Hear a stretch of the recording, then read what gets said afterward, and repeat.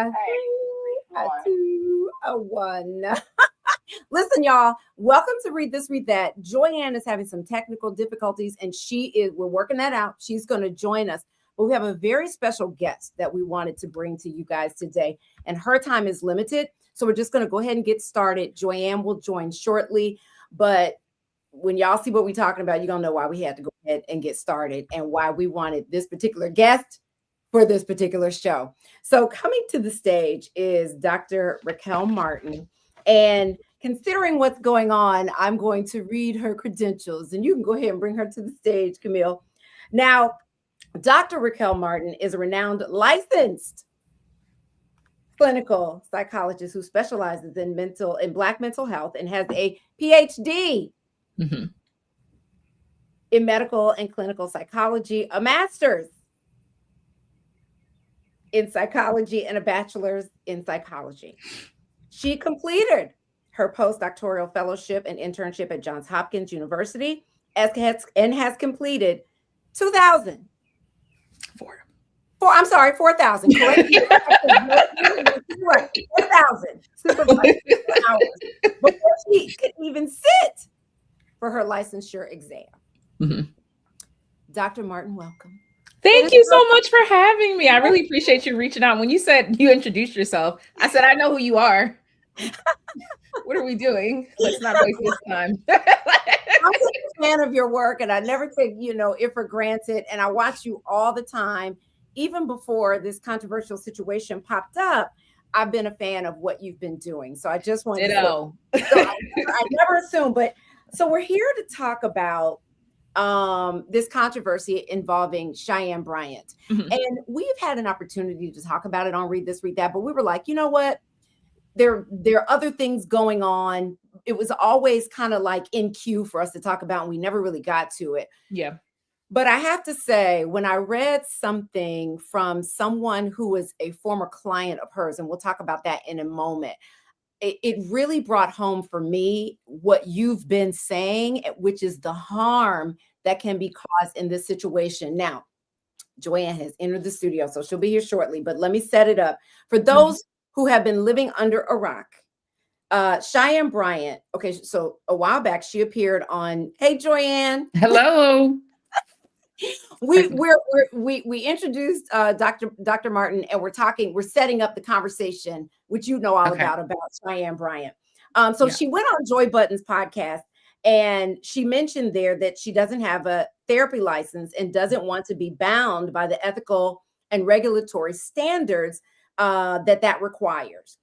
That piqued the ears of some folks in your profession, Dr. Martin. And so folks started saying, because she was saying that was all about insurance and collecting money, the license thing, right? That's what she was saying about that. And I just let me set it up for folks who may not know, because I know you have a lot to say on this. Because it's inaccurate, but yes, right? But that's what she said, right? This is what she was saying on that show. And then it got messier when people started searching for her thesis online at Argosy University, which is where she pursued her doctorate in counseling psychology. That institution lost its accreditation in 2019 and closed permanently. She is saying that she is not able to get her records, although others who have graduated from there said that they are easily able to access their records.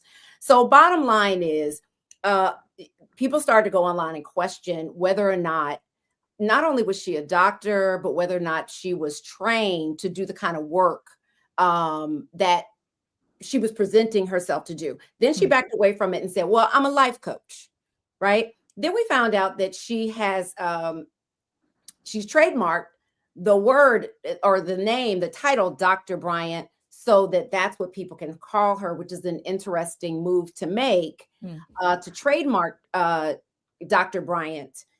That's a whole other thing. But she has been doubling down. Like, there has been plenty of opportunity with the interviews that she's done and the pushback that she's gotten online for her to say, hey, let me get a crisis PR person. Let me walk this back. Let me correct this. Let me say that I've done something wrong here. None of that. She said, she keeps saying, this is the last time I'm going to talk about it.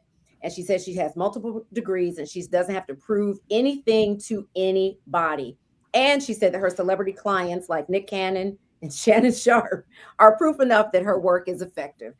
So, Dr. Martin, Yeah. this has been a mess, and you have been out there really talking about this and pushing back against what Cheyenne Bryant has been doing out there. It's so hard to, because I don't want to call her Dr. Bryant. I don't want to call her a professional. It's hard to get the language right when it was compared to somebody like you. But what made you say, I'm not going to sit this one out. I'm going to have to say something publicly about what is going on here? And welcome to the show. My whole platform is about like psychoeducation. That's the only reason why I started creating content online, because I'm still very much like full-time professor and scientist. I still see patients on Wednesdays, 2 children. Like, so social media was just a way for me to kind of, I feel like in academia, a lot of people think they're speaking to their target audience, but they're speaking to their peers. And I specialize in Black health and well-being, and there's a lot of things that need to be broken down and make mental health education centering the Black community. So I just wanted to have a platform that does that. So when I'm providing information, I also disparage misinformation, which can happen a lot in social media, especially when it comes to mental health and well-being and Black and white thinking. So this is something I do all the time. Not just with this person's videos, but when anyone says something absurd, I'm like, oh, that's not true. Let me just provide you with some context. Because although we live in the information age, you know, everything's not searchable, and academia is like elitist, and it's just another gatekeeper. So I'm like, I mean, it's easier for, you know, I publish stuff and maybe like 10 people with JAMA subscriptions will read it, but like 1 million people will go on social media. Like my students legit will be like, oh, I saw that video. That was cute. I was like, yeah, that was lecture from week 2. I'm so glad you liked the video though. You know, like, so it's just, I really just see it as a form of translational science to provide, I don't think anyone gets enough access to licensed mental health professionals. But when the Black community in particular, because that's my main community of interest and my specialty, there aren't enough spaces that center us. And my space very much states that, like, you know, it doesn't mean that it won't help other people. And it doesn't mean that all of my community is Black people, but it does mean that, you know, you're always going to be centered, and we need more spaces like that. So it was just untrue. I mean, I think there's always these conversations about coaching and therapy. And I always talk about the fact that like a license doesn't protect you from harming people. Just like not having a license doesn't mean that you can't help people. But the to be on such a big platform and to talk about licensure in terms of like being just like an issue. Licensure existed because individuals, especially Black individuals, have been taken advantage of and exploited. Licensure exists because, now I don't know if everyone knows this, but when it comes to the Black community, the healthcare was built on the bodies of Black people who do not provide consent, right? So when it comes to having education, Black people need it more than anything, but it protects against confidentiality, like, so no one can just say your information. Dual relationships, such as having inappropriate relationships with your clients financially or romantically, like we can't operate outside of our scope of competence. Our license can be taken away from that. Safety concerns when it comes to suicidal ideation, documentation so you can actually know what we're working in. We have to be supervised before we practice independently. We're not supposed to be doing practices that aren't researched. Like, that's what licensure is for. If someone wants to operate in a realm where they can have dual relationships, either sexually or romantically, they don't have to have a certain level of competence. They don't have to be trained in a certain way before working with individuals. They don't have to be confidential with who they're working with. I can see how licensure, and that's not this person in particular, but anyone, licensure would be an issue. Right. It's also really hard to be licensed. I'm going to be honest with you. Like, I was in school my whole life, you know, like I consider myself a 37-year-old child because I was in school for so long, like bachelor's, 2 masters, doctorate, and then in Hopkins for 2 years before even being able to sit for the exam. It is difficult, but I also feel as though that's what individuals deserve when it comes to the care that I provide. They're 2 entirely different things, but it's not just solely because of insurance. There are plenty of licensed mental health professionals who are licensed who are unable or don't accept insurance. So it was just a huge oversimplification that justifies someone's individual experience by stating it's everyone's experience. And that's just not the case. Well, Dr. Martin, thank you so much. And I'm sorry that I was late. I had a couple technical difficulties, and hello to everybody in the chat. Thank you for Jackie for your forbearance with my lateness. But I look, years and years and years ago, I went to Kentucky and got made a Kentucky colonel.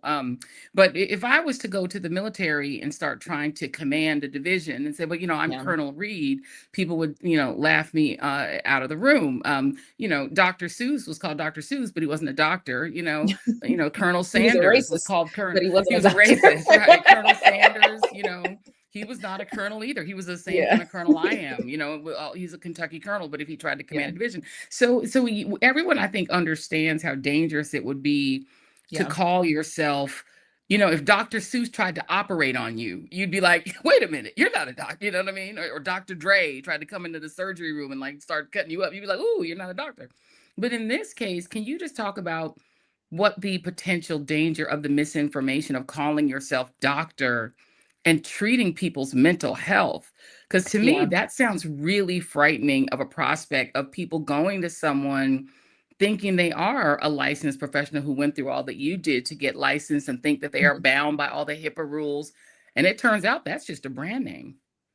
Yeah, working within this realm of mental health, the reason why we have so many rules is we very much like to think about it as equal ground. But if you're working with the intricacies of someone's mind, and understanding really deep things about them, there are things that people tell me that they haven't even told their partners. There could be some realm of manipulation there, which is why you advocate against dual relationships, like romantic relationships, or having them invest in your company. That's something protected against. But there's also the scope, right? Like, as a licensed mental health professional, I'm providing therapy. Therapy can only be provided by a licensed mental health professional. You can only be a therapist as a licensed mental health professional. There are many things that are therapeutic. Meat, bacon is therapeutic. Sometimes cussing people out is therapeutic. Like going for a walk is therapeutic, but it's not therapy. I also have a psychologist, and I only receive therapy from that psychologist, right? Therapy involves more intense things such as trauma and depression and anxiety and relationship problems and suicidality. Coaching is more so oriented when it comes to specific career goals or productivity, or when it comes to leadership or mindset or routines. Like, there's a different scope of practice, right? So I'll also state, when it comes to coaching in particular, every single coach I've engaged with worth their salt always starts off their sessions talking about the difference, because they also are just like, most of them are like, I have no interest in doing therapy. I am a coach, right? So Yeah.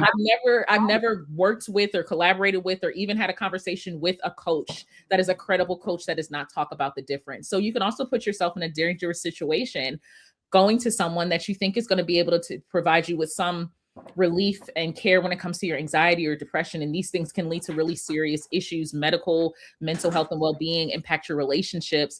And they're not able to do that.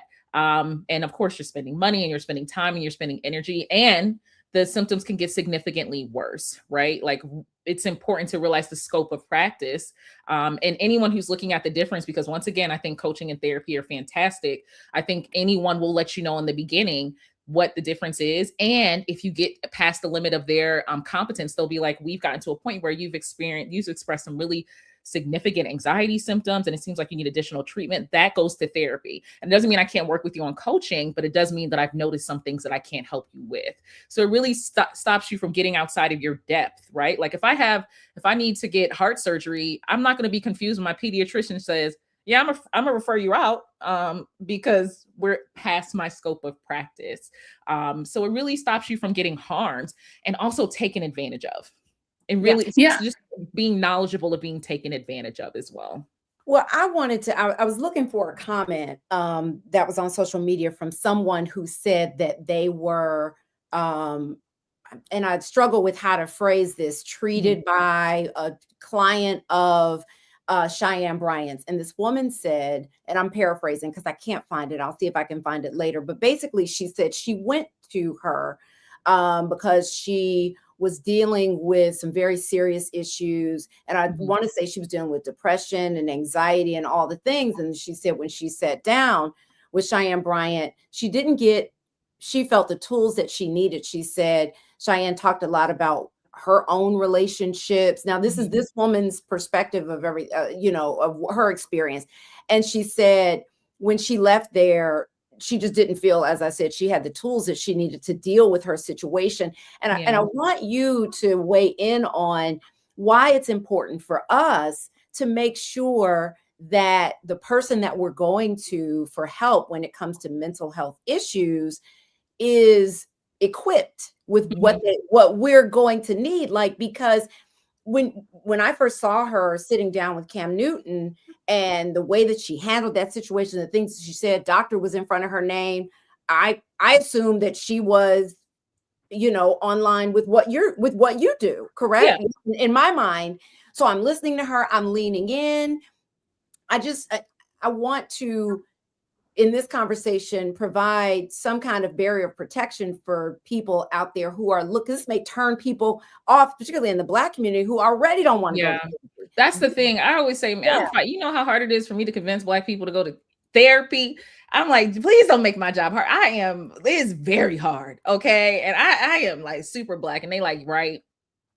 I don't know though. I'm like, what? You've been talking for an hour at this barbecue. Please take this referral list. So it's very difficult. I do want everyone to understand that, like, this is not what I have seen as someone, as a psychologist who is engaged with coaches. This is not typical. Like, this is a very atypical situation. So I do want to state that, like, although coaches are not regulated in the same way, it doesn't make coaching bad. It's the same thing with licensed professionals. There are licensed professionals who are peers, but they are not my colleagues because they don't have any sense either, right? Like, we don't want to put, I always talk about the difference. Like, we got the same degree, but I don't fool with you because I don't like you seem like a supremacist. So, like, I very much talk about, you're also meant to interview individuals with different levels of expertise.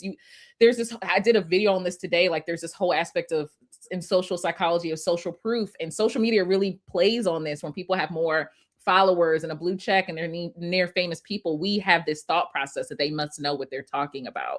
And that creates this whole realm of groupthink, which really destroys critical thinking. So I want people to be okay with questioning. I want people to understand that this is not typical of coaches, but the same way that I tell everyone to interview licensed mental health professionals before they work with them. Black people in particular, one of the first questions I tell them to ask is, ask this person, how do they think racism impacts mental health? Because if they can't answer that, they're never going to be able to work with you in therapy. It's going to come up. I always tell people to question their licensed mental health professionals. Even in my community, I one time said the definition of boundaries wrong, and I got a bunch of comments. Oh, that's not what you taught us. You taught us boundaries is this. I was like, my bad. You passed. But just being used to querying this whole aspect, but in any realm, because I think a lot of people, when it comes to mental health, they think it's like folk wisdom. Mental health, I'm a psychologist, I'm a scientist. Like, I publish, I work in very many different realms. You can cause a lot of harm with individuals. People can be controlled or manipulated, and people may not understand when they're 1000% doing that, if they're operating out of their scope. The same way coaching has a scope, licensed mental health professionals have a scope. I don't want people to think that this is typical. It is not. But I also don't want you to take someone's words or credentials for it either. Even with me being a licensed psychologist, like, some of my work is out there, but not all of it. You should also be querying me, and that shouldn't be the death of your critical thinking. You asking me a question, you asking me to account for something that I put out there, is not stating that, you have to answer to anyone. I brought this conversation to you. I put these credentials out there to you. So for you to question me about it, that is not an attack in any way, shape, or form. That is me providing credibility to someone who will be giving me their time, their energy, the intricacies and transparencies of really deep stuff. You're owed that, right? So it shouldn't be seen as an attack. I don't know when querying and accountability became seen as an attack, but I can only see that for people who are just not wanting to be challenged. And honestly, therapy is give and take. It's very much a collaborative relationship. There's going to be times when my clinician or my client doesn't agree with me. That's normal, because I'm not the boss of you, right? Like, I'm the expert in the room when it comes to therapy, but you're the expert when it comes to you. So I want people to understand that this is not typical. Like, this is not the way all coaching looks. This is not the way all therapy looks. But when people, especially Black academics, like, the only time I go toe to toe with them is when I'm like, I'm right, you're wrong, I have the citations, I wrote them, right? Like, when people are talking about credentials and the fact that Black people deserve accountability, it's understandable that people are getting concerned and upset when we're not getting straight answers, right? Especially when healthcare, Black people are taken advantage of every single day. It takes so much for us to decide to seek help. And anyone stating that I don't owe you an answer, that's not appropriate. So this shouldn't even just be a specific thing with this individual. This should be with anyone. If you are looking for a coach or a licensed mental health professional, if you cannot find their credentials, if they seem like they're shady with answers, that is not someone who deserves your time, your energy, or your dollar, because it's not free. And we're owed that as individuals, as human beings, when it comes down to this. So this is not typical, y'all. like Can I ask you a question? Could she be facing any liability? I mean, we just saw this situation where two teenagers shot up a mosque in San Diego, California, Mhm. and one of the two teenagers, the white teenager who apparently was, had some racist issues and some issues with depression. The mother Yeah. said that he was suicidal, that he took her guns out of her house, went with his friend to go shoot up this mosque, all sorts of really crazy behaviors leading into it. But the mother recognized that he was suicidal. Mhm. If, let's say, in theory, she had taken him to a person saying that they were a psychologist, that Yeah. they weren't, and the person sort of treated this person, and this is a whole theoretical thing, Yeah. can this person face liability? Because if you then trust your loved one or yourself to somebody who says they're a doctor and they're not, does that branded doctor face any potential legal liability? Yeah, so in certain states, it's actually against the law to to present yourself as a licensed mental health professional if you're not, because by stating that you're a licensed mental health professional, it shows that you should have some realm of competence and you have a board to answer to when it comes to ethics of that nature. I know someone has been bringing. I've heard specifically that like in California, it's actually supposed to be like a misdemeanor to present yourself in a way that's not accurate. In that scenario, I would assume there would be some liability because if they were seeing me as a licensed clinical psychologist, I would have to provide documentation of the fact that, like, of my notes when it came to suicidal ideation. If they were subpoenaed by the court or by a judge, they might look into information about what was the care that I provided. Was it within my competence? And as a licensed mental health professional, like, I would be able to provide that to state that there are some things just outside of the wheelhouse, but to show that I did everything within my competence, right? Because it's not even just solely about suicidal ideation, homicidal ideation. There was a huge case that we trained in called the Tarasoff case. The Tarasoff case happened when this individual was talking openly in therapy about harming this individual in therapy. They talked about harming someone they knew in therapy, and the therapist never reported it, and that person was killed. And because of that, that came the mandate of stating when there's suicidal ideation and homicidal ideation. It's called the duty to warn, because as licensed mental health professionals, like, this person consistently mentioned this, they had access to it. So we have a duty to warn individuals that goes beyond confidentiality. And then if we don't warn those individuals, then we're held liable to the ethics board of our licensure. And we can also probably face some charges as well, because that's one of the things about being licensed is like, I have to report this and things of that nature. But it's because harm has been caused before, and it was shown in this realm that a licensed mental health professional knew about it and didn't know in terms of scope of confidentiality, could they break that confidentiality? So as a licensed mental health professional, I'm not saying I'm going straight under the jail, but I definitely, like, it was to my licensure board. One of the differences with coaching, if they were presenting themselves as a licensed mental health professional, I would just assume that there would be some issue. But what if you're not presenting yourself like she's very clear about, I'm not operating under a license? Yes. Then can you be held? I don't know how when it comes to coaching in particular, I'm always so curious as to how this works, because when it comes to good coaches, I can't see any of the coaches that I've been colleagues with that would ever be in that situation, because they would never be working with that individual in that scope, because certain terms like suicidality, anxiety, depression, grief, emotion regulation, clinical assessment, trauma, they go straight to a licensed mental health professional. I don't know a coach who would ever work in that realm, right? So any coach I know would just be like, I thought we were talking about productivity and motivation, and I can help you with that, but there's something else. So I can't see any coach being in that scenario, because they would just be like, this is actually outside of my scope. That's why I'm saying this is not typical in terms of that.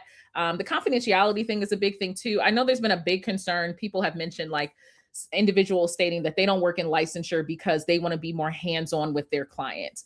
As someone who is licensed, I do want to be very clear. You can provide consensual hugs to your client, even if you are licensed.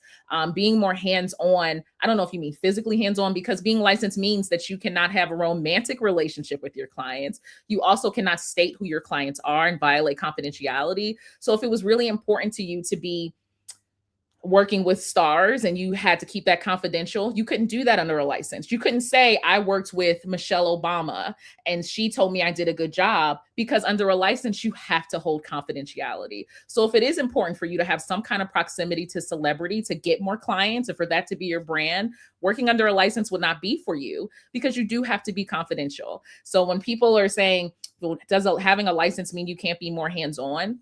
I don't know what that means, because what does hands-on mean? It means that I'm not investing in my clients' businesses. They're not investing in mine. I'm not having a romantic relationship with them. I'm not telling people who my clients are. I do have to stay up on being on scope of practice. Being licensed, one, I have to maintain my license every year. I have to take courses every year to keep it. And I have to be honest about the limitations, and my clients can complain about me. Meaning if I behave in an unethical way, if I violate confidentiality, if I say something harmful, they can look up my license, go to my board, and I can possibly lose that. There is no one to report to if you are not licensed. They're reporting me to my licensing board. I can lose my job for causing harm to my clients. And that's how it should be. Because once again, especially when working with our population, we have been taken advantage of and still do get taken advantage of. So it's very like people are saying it's not that serious. It is. And also, it's also a question of integrity. Because when people it's like when someone brings a conversation to you and you have a conversation, they're like, well, I don't care anyway. You brought it up. Like, I didn't bring this conversation up. I didn't ask you to talk to me about this. Like you started the conversation with me, So it's also like, you have to decide. And I mentioned this today, what aspect of integrity is important to you? Because for some people, lack of integrity is not a deal breaker. And it's funny because with Black people, we are the most don't play in my face kind of individuals. But if the person looks a little bit like us, maybe we'll let them play in our face a little more, because we think that's Black pride and Black love. My Black love is also accountability. Okay. Yeah. So it's also like, we're the most don't play in my face people I've ever met. Like, you don't lie to me kind of people. You have to decide what's important, because it's not solely about licensing and unlicensed and coaching and therapy. It's also like, I am licensed. I saw someone comment. Yes, I am a licensed clinical psychologist. I'm licensed in about 30 states. But it's also about the integrity of, will someone have a conversation with you and be honest with you? If I'm taking advice and I'm taking information from someone, I also want to think that they have a certain level of moral and ethics and integrity. So it's not just about licenses. It's also about integrity in this conversation. We have to think about, is someone's platform really diluting our thought process? Would you believe this individual if they had like 200 followers, or if they weren't showing themselves in these really big things? And social media really does kind of, group think can dilute critical thinking. So it can be very dangerous. That situation is dangerous. SZA, a couple of years ago, had a whole conversation about the fact that she thought she was seeing a licensed mental health professional and she was seeing a coach, and she has very intense anxiety. And she reached out and she said, I need more services. And the person said, I'm a coach. I can't provide anything else. And she was like, well, what the heck? Like she was like, I'm on the cusp of a mental breakdown. And that's a very famous example. She talked openly about it. Like, this is wild. I had no idea. I did a post about that. And she even commented like, yeah, it was terrible. Because what happens, you'll get outside of your scope. And as these symptoms continue, the severity will be worse. And Black people in particular have a tendency, just research-wise, to have treatment-resistant symptoms. So not only are you having more severity, not only do we need to see people more, but it'll take more work. So you're seeing someone thinking you're working on anxiety, and the anxiety is just, it's just gearing up. It's just like, okay, I'm gonna it's just putting on weight hands and just being like, oh, this is doing nothing for me. I'm bulking up over here. Like, it's just really, really important. And as someone who specializes in Black health and well-being, I just don't play about my community, like this is a no for me. Just thinking about it. Well, okay. So we want to pause here because we're not going to make you late to pick up your kids. Yes, he's very kind. He'll be like, was there traffic? He'll give me an out. And if I say neither, he'll be like, oh, okay. So what's the reason you're late? He's 7. He's 7. He's 7. You have an open and endless invitation to come back. Oh, yeah. I love y'all. I don't know if you were here, Joy, but when she was introducing herself, I was like, ma'am, I've followed both of you for quite some time. Don't play yourself here. Just tell me what you need. Into her DMs. I was like, listen, we need you to come on our show. I was like, hello, I'm Jackie Reed, and I do a podcast. She was like, girl. I really did. I sent a voicemail on everything like, ma'am, this is unnecessary.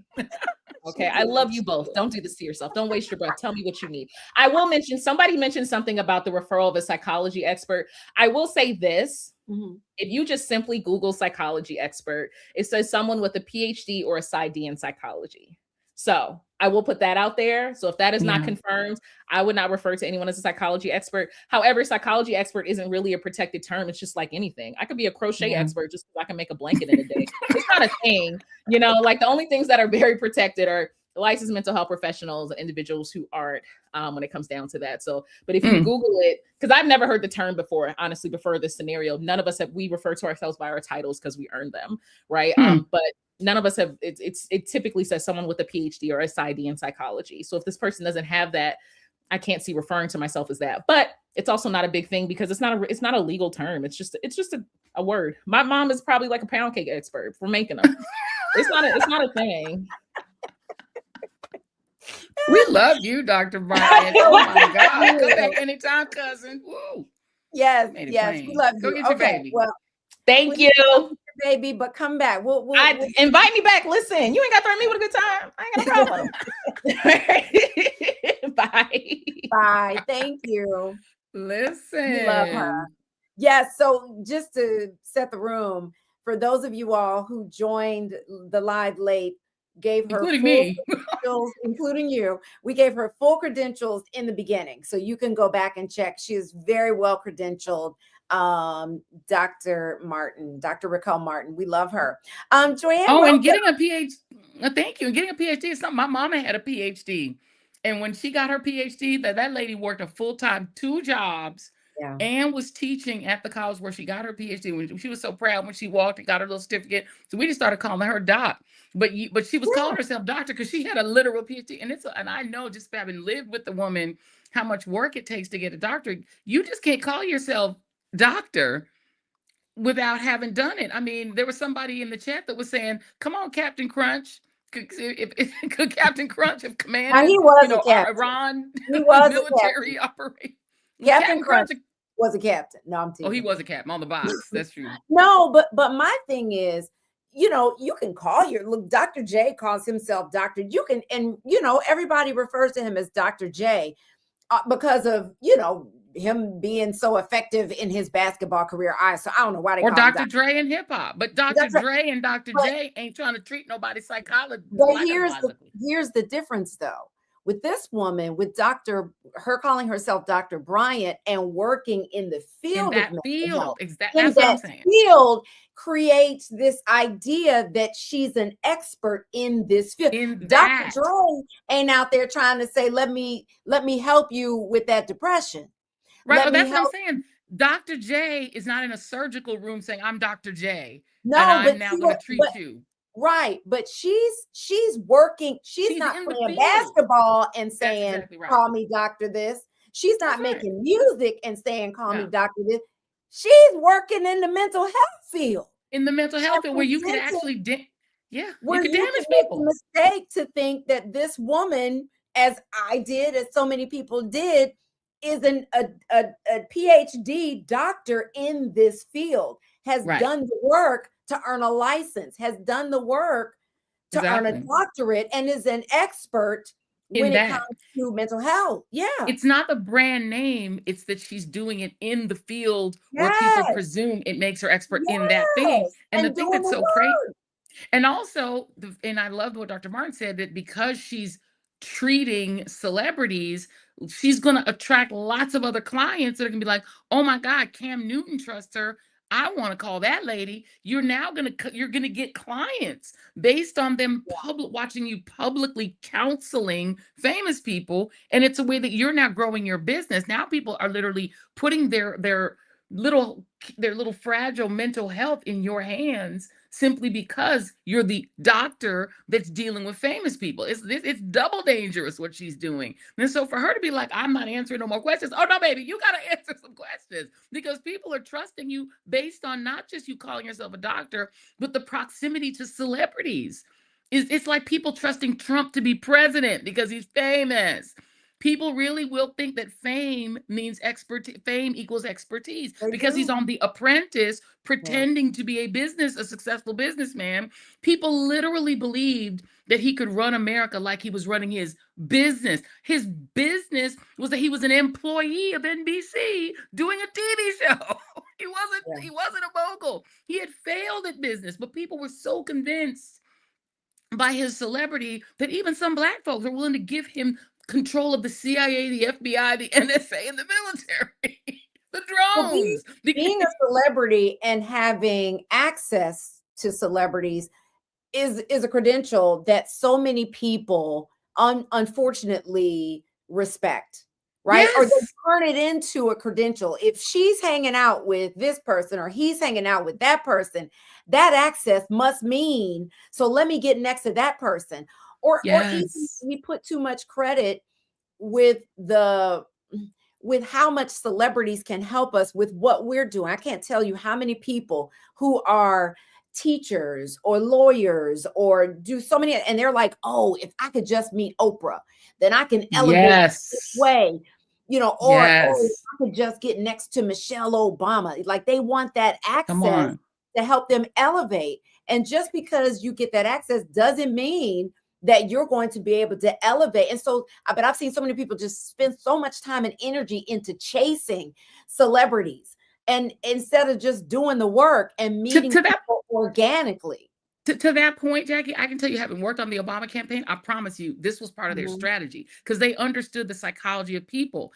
Right. Taking Barack Obama, who was literally a senator, name 5 senators. I challenge any American. You, even if you're like pretty politically literate, most people can't name 5 of them. But you know why you could name Barack Obama? Because he literally was with Usher, Jay-Z, Beyonce, Wale. Every minute they were putting him with a celebrity. The Will I Am doing his speech is why everybody could remember it was a dream that was, by the founding documents. Yes, yes, we can. People could quote the speech. Yeah. Nobody would have been able to quote the speech unless Yeah. Will I Am had made a music video out of it. And so Right. they took that proximity to celebrity, which literally convinced people he should be president. Think about it. In a way, y'all were like, this cool black dude is celebrity adjacent.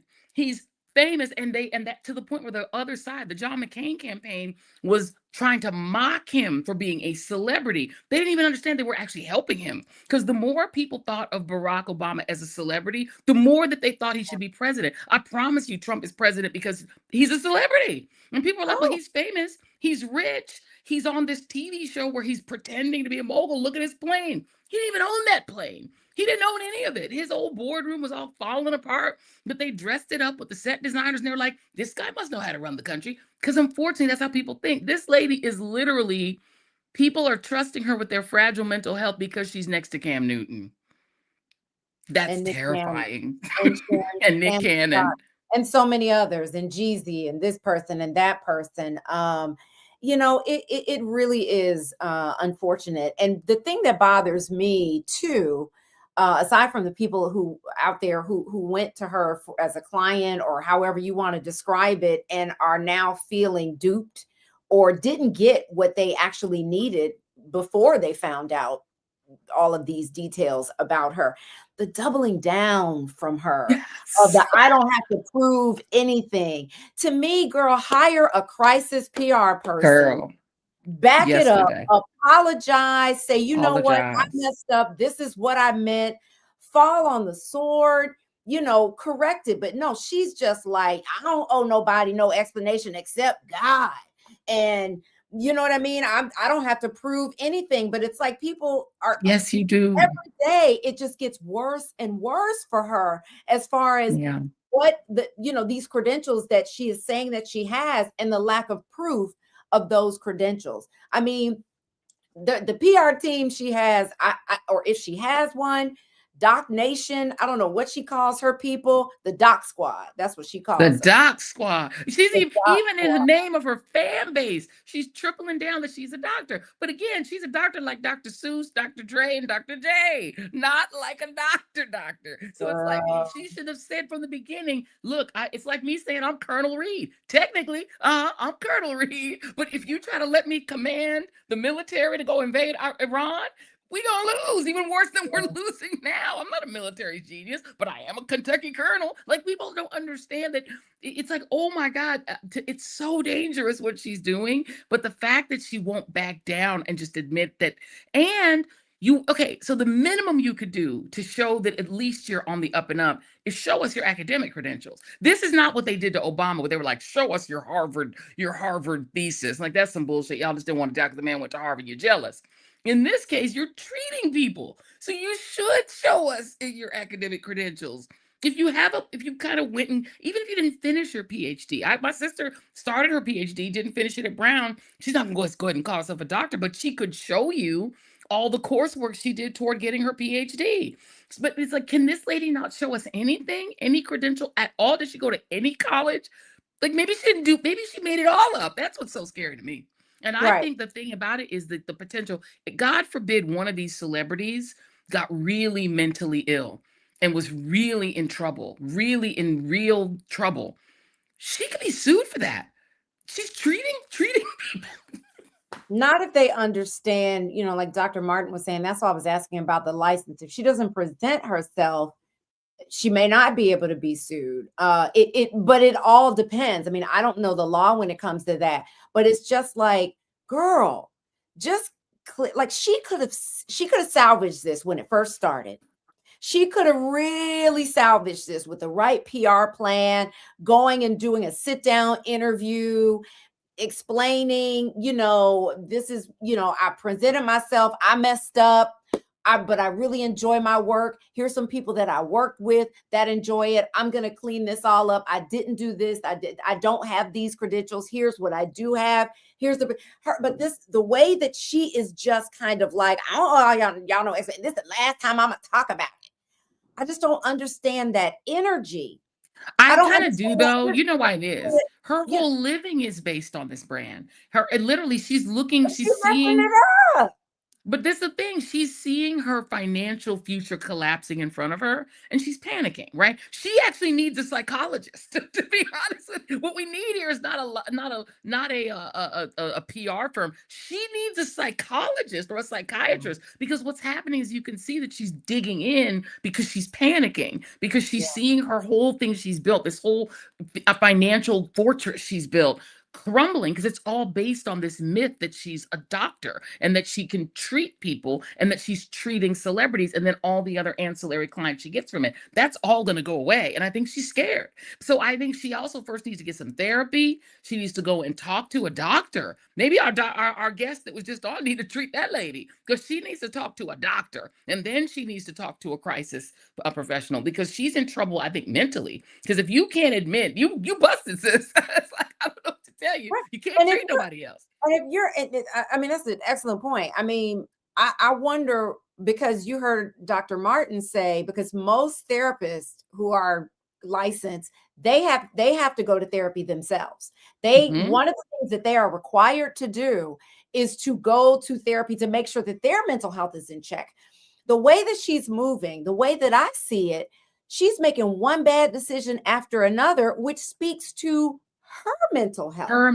What's going on with her? Because it seems like she's being led by ego. It seems like she's panicking. Like, I don't know what's going on with her, but it seems like her mental health is not well. I'm not a professional, so I don't know. But based on the decisions that she's made, the way she's handling crisis, I don't know if she's equipped to give someone else, know when she can't even make sound decisions when it comes to her own life. She talking about people making broken families. She making broken lives. She could be breaking people. You literally could be taking advice and make decisions based on what she said. Your life goes left. Who do you go to? There's no therapy. There's no licensure that you can take from her. You can't. There's nothing you could do. Understand, if she treats you and it goes left on you, there's no one to report her to, because she's literally just a brand name, like she's Captain Crunch. Like, she's not a real. And what's she gonna tell you about what to do in crisis when she don't know what to do in crisis? Wait, but did you hear, Joyanne? So she went on our friend Jamal Bryant's podcast, and now this is making the rounds. And I know y'all I know the Cousin Nation. And they're not related, right? No, they're not.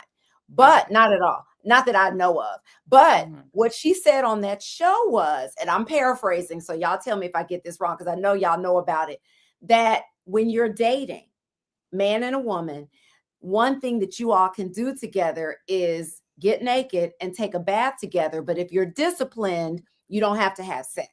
She's like, that won't lead to sex.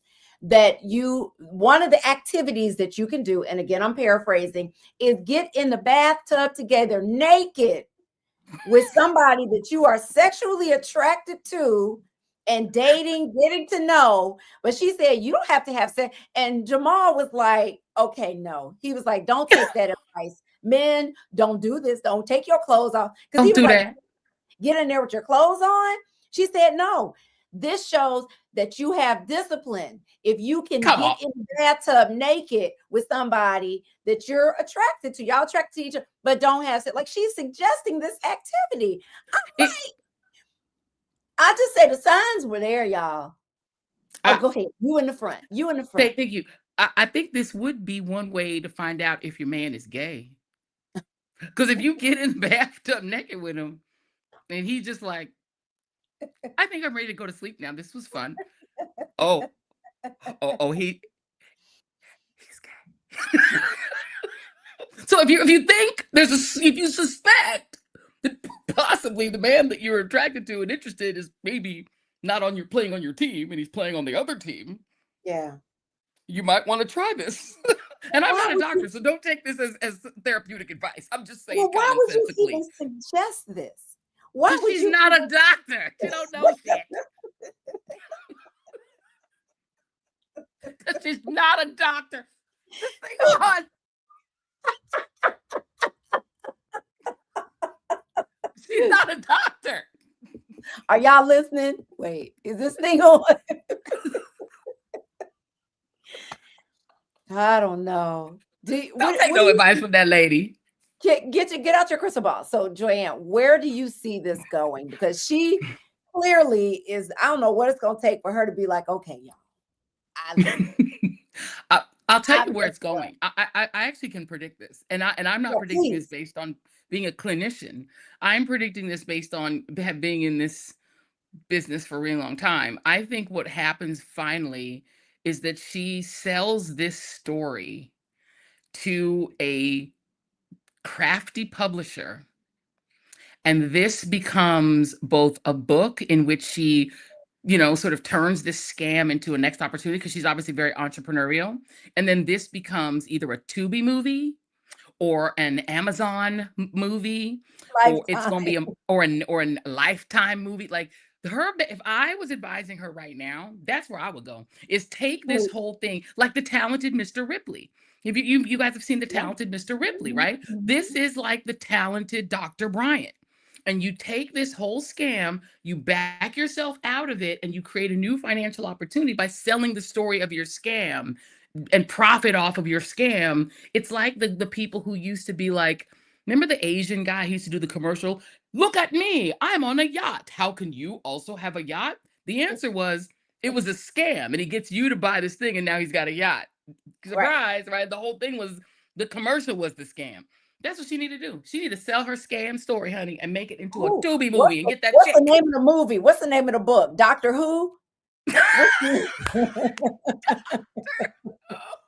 Yes. And then she'll get sued by the people who made Doctor Who, and then it'll be like when Trump does lawsuits, it'll be like a really high profile lawsuit, and then that becomes part of the story too. That she gets sued by the people who made the real Doctor Who. Doctor Who. I'm telling you, that's what she got to do, y'all. That's what she got to do. Our producer Lauren came up with that for our thumbnail. She was like, Doctor Who, and I was like, oh, that is so spot. That's what we got to do, y'all. She got to sell the story of this. You got to lean in. Once you're in the scamology, you got to go scamtastic. You got to go scamtronic. You got to go supersonic scamtastic. And you got to just get in there and just profit from the scam, get one big payout, and then move to Costa Rica. Somebody said great advice. Somebody said great advice, Colonel Reed. Thank you very much. I will be commanding the division that will be marching on Karg Island in order to get the uranium. And my credentials to do that is that I'm a colonel, a Kentucky colonel, like Colonel Sanders before me. Somebody said Trump could make her the next Surgeon General. She could. I mean, this is what we're talking about, right? And Diddy would. This is what's crazy. Dr. Oz is literally running part of our government. He's running the whole division of Medicaid. He's running Medicaid. Dr. Oz. Now, I don't even know if he's a doctor. I honestly don't know because I was never clear whether he was a doctor or He not is. when Oprah hired him. Is Dr. he? Oz. Okay. Dr. But is Oz. he a doctor that knows about Medicaid? Maybe. Well, he's not that, but he is a medical, like, he has the credentials. He is a doctor. Dr. Oz is Okay. actually a doctor. And then his boss is RFK Jr., who's just a weirdo who No, snorts no, like he doesn't cocaine have off of public toilet seats. Yeah. So they're in charge. It is what it is. Oh, and by the way, the guy who's going to run our hentavirus and we're gonna talk about that. Hold that thought. We have an actual rundown, Joy. Put a pin in that. Is this thing on? Yeah, I was late. Put a pin in that. So let's and back up. We had to do Dr. Martin off the top, y'all, because she had to go pick up her kids, and we wanted to get her in, so she couldn't join us later. So that's why we had her off the top. So let's get to our wind down and the rest of the show. And Joyanne, you have a wind down for today. We're going to talk about the Ebola virus outbreak and the hantavirus in a minute. So save that. I'm going to look at this. I had to look this up. Dr. Mehmet Oz is a licensed physician and a renowned cardiothoracic surgeon. He owns a joint MD and MBA from the University of Pennsylvania and formerly served as vice chair of surgery at Columbia University. Look it up? I already told you he was a doctor. I just want to know what kind. Liar. She does this all the time. I'll tell her stuff and then she goes. I believe you. I just want to look. I just was curious. But who else is a doctor? Who was the HUD secretary during Trump's first term? Oh, 100%. He's gifted hands. Yeah. The gifted, yeah. I don't know why they put him in charge of HUD. Girl, I can't. Yeah, what's his name? Y'all remember his name? Please say it in the chat. What's his name? Ben the Carson. brother who did Ben Carson. Dr. Ben. Oh no, he's a whole like historic doctor. Yeah. Like historic, like really. And then he's a cuckoo. So my my wind down is pretty short. Yeah. So I kind of missed our meeting yesterday. Jackie doesn't think it's funny. So basically, yesterday I actually was on In Bed with Bevy. You guys are going to get to watch that coming up very soon. It was really fun. And Bevy Smith, you guys know Bevy from Bevelations, her Sirius XM show. She's launched this new thing in which she's highlighting people who are what she calls in the middle, people who've left one career and gone to another. Like she just did the guy who he interviewed Kamala. He was on, I think, Access Hollywood or Entertainment Tonight, and then all of a sudden his show like disappeared, and she interviewed him like right after that. And so it's a really fun show where you literally do the interview in a bed with Bevy. Yeah. And she's like got her fabulous thing. It's really fun. And that's where you just can really have a great conversation. I was drinking champagne, eating fresh fruit. It was really fun. But in order to do this show, I had to squeeze it into my insane schedule. My schedule is batshit. It's bad. Every Monday, I have a Monday morning, I have a 10 o'clock, and then I had to be in the car to do my 10 o'clock in the car on the way to the Ritz-Carlton where we were doing this because it's at a fabulous hotel. So we're at the Ritz-Carlton. I'm finishing the 10 o'clock in the car to run upstairs. I was supposed to be upstairs by 10:45, but the 10 o'clock ran long, got upstairs by 5 minutes to 11. The interview was supposed to be from the interview was supposed to be from 11 to 12. It was supposed to take like about an hour. And then we were supposed to have our editorial meeting at 12 for this show. But, I'm in bed with Bevy drinking champagne and chilling. About 1:30 comes along. I'm still in bed chilling with Bevy. And it was like about an hour late to our meeting. And then I got read for filth by Jackie.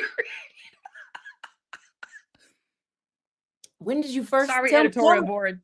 Tell them how you first spoke to me. Tell them how the first conversation we had. How did that come about? Because I texted Bevy. Oh, all right. So what happened is, I'm in bed with Bevy, and then all of a sudden I get a text. I don't get a text because look, I took my phone and turned it off. Now, normally when I do events and I do stuff, I have my daughter assistant, that goes with me everywhere, or I have my assistant Sean, who's like the remote assistant, and then my daughter is my in-person assistant, but she had a doctor's appointment. And then our friend Adrienne, who was supposed to go with me, her daughter-in-law and her son are having a baby. They're actually giving birth today, but they started contractions. So she was like, I got to take care of their dog. So she's taking care of their pet. So there was no one with me. It was just me by myself. And me by myself is never a good look because I'm always late and I'm never going to be on time. And I'm just not able to like navigate things alone. So I'm there by myself. I'm sitting in bed with Bevy. Hour 2 has gone on. I have now blown through our editorial meeting, our show meeting. And sorry again to our editorial board members. I have blown through this meeting completely. And I'm not even aware of the time. I'm just having a good old time kicking with Bevy. And then Bevy gets a text from Jackie saying, where is Joanne? And she's like, what's going on, love? And she's like, that lady is late for the thing. And I'm hearing her talk to her. And she's calling her. And look, she had to call Bevy to extract me from the thing that I was late for. So that is my wind down, is that I can't do nothing by myself because I'm this bad at scheduling. And then Jackie goes, well, that's your wind down because damn it. This is also my announcement to the editorial board. That's why I was late. That's why we rescheduled. No, and then she tried to avoid calling me because she knew what was coming. I didn't want to call her. Yeah, I was like, I had Sean call her. We getting ready for the editorial board meeting. We're like, well, where is Joanne? And Sean, poor Sean, is like, yeah, she's not gonna make it. She's in bed with Bevy. I'm like, what the fuck? What the fuck? I texted Bevy. I said, tell Joanne to call me. And Bevy called me and was like, what's going on? I'm like, she must be in an editorial board meeting. And Bevy was like, well, it's not my fault. I'm operating. I said, no, it's not your fault. It's Joanne's fault. It is Joanne's fault. We made a commitment. Firm but fair. Our editorial board. Firm but fair. Like, yes. And then I had to text her because I knew she's like, I'm gonna call you. And she said, call me. And I was like, I'm gonna call you in 10 minutes when I get in the car. I'm like, and I had to call her. And she still wasn't answering the phone. And then she finally called me and was like, because she hates to be fussed at. And she hates it when she does something wrong like this. So she tries to avoid it. But I was like, no, ma'am, we having this conversation. We gonna talk about this. She hates it. Like, I know. I took full responsibility. I just will let you all know. I took full responsibility. I'm a very responsible person. I'm a Kentucky colonel. But you don't want to hear it. You don't want to hear the fussing, Kentucky colonel. You don't want to hear. You don't like to get fussed at. She hates it. So she's like, I know. Yes, I know. She's like, enough. I'm like, no. Just like, no. I got 10 more things. Do you understand the responsibility we have that are coming out of my mouth? She's like, no, I know. And then, Adrienne, sure, her daughter's having, and then, my daughter, I'm like, I don't know. First of all, I don't sound like that. I sound a lot more authoritative. I'm a colonel.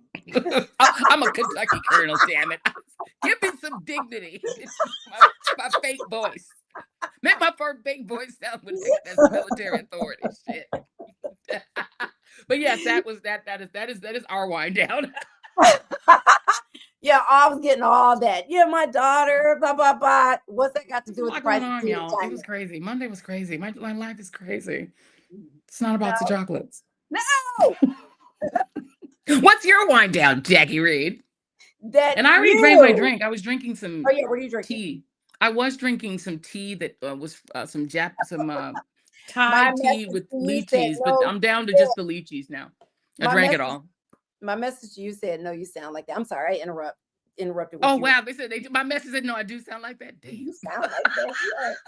You must be on the editorial board. My message to you. She'd be like, yeah, that's how you sound. Christy Blackman said, do you need an assistant? I got you. No, she has that's two. So funny. I have 2. And there's the problem. She has 2. But see, both of those assistants can't control this lady here. You need a whole, and that's why you have to really drill it in, even though she doesn't want to hear it, because you have to make sure, because 2 weeks from now, she'll be like, oh, is that the day? Girl, yes. You know what's so crazy though? The funny thing about it is I am so good at remembering. What's funny about it? I'm good at remembering historical. You asked me about the 18th century, baby. I got you. God. I can tell you all about the Civil War, the pre-Civil War, the antebellum period. I can tell you For about 2 the year of our hours. Lord, Yeah. 1877. I can talk for 2 hours. But where's my keys? What time is my meeting? Where am I supposed to be right now? That's not my ministry. You better get some. You better work on it. And by the way, what's so funny is not only do I have 2 assistants, but my assistant, Sean, has an assistant. She has an assistant. My assistant has an assistant, and I have an assistant and another assistant. Y'all need Yes, to I'm working workshop 24/7. whatever's happening. Y'all need to workshop it. Y'all need to Need to like put it together. throw all that out and start from scratch. And I would go see Dr. Bryant, but she's not a doctor. For help. She can't help me. She don't know shit. So she know about as much as we do. To our Well, editorial that's what's board, up. we have rescheduled Yes, that for meeting Thursday. for Thursday. We And it's not too late to apologize. join the editorial board. If you want to yell at me in person on Thursday, feel free to go ahead and become a member of our editorial board, and then we can all talk about this on Thursday. We will review. See how she don't want to talk about it? See how she I don't. I sure don't. What's your wind down? Moving on. Anyway, so I made some sangria. This is blueberries Ooh. and chunks of apple with the cycling frog and sparkling water. Oh. So I soaked this overnight with just the fruit and a little bit of, and then I added a little bit more of the cycling frog and some sparkling water. Y'all, this is delicious. So that sounds so good. Very refreshing. What I should have done was added some cucumber chunks in here too. Ooh. Right? Yes.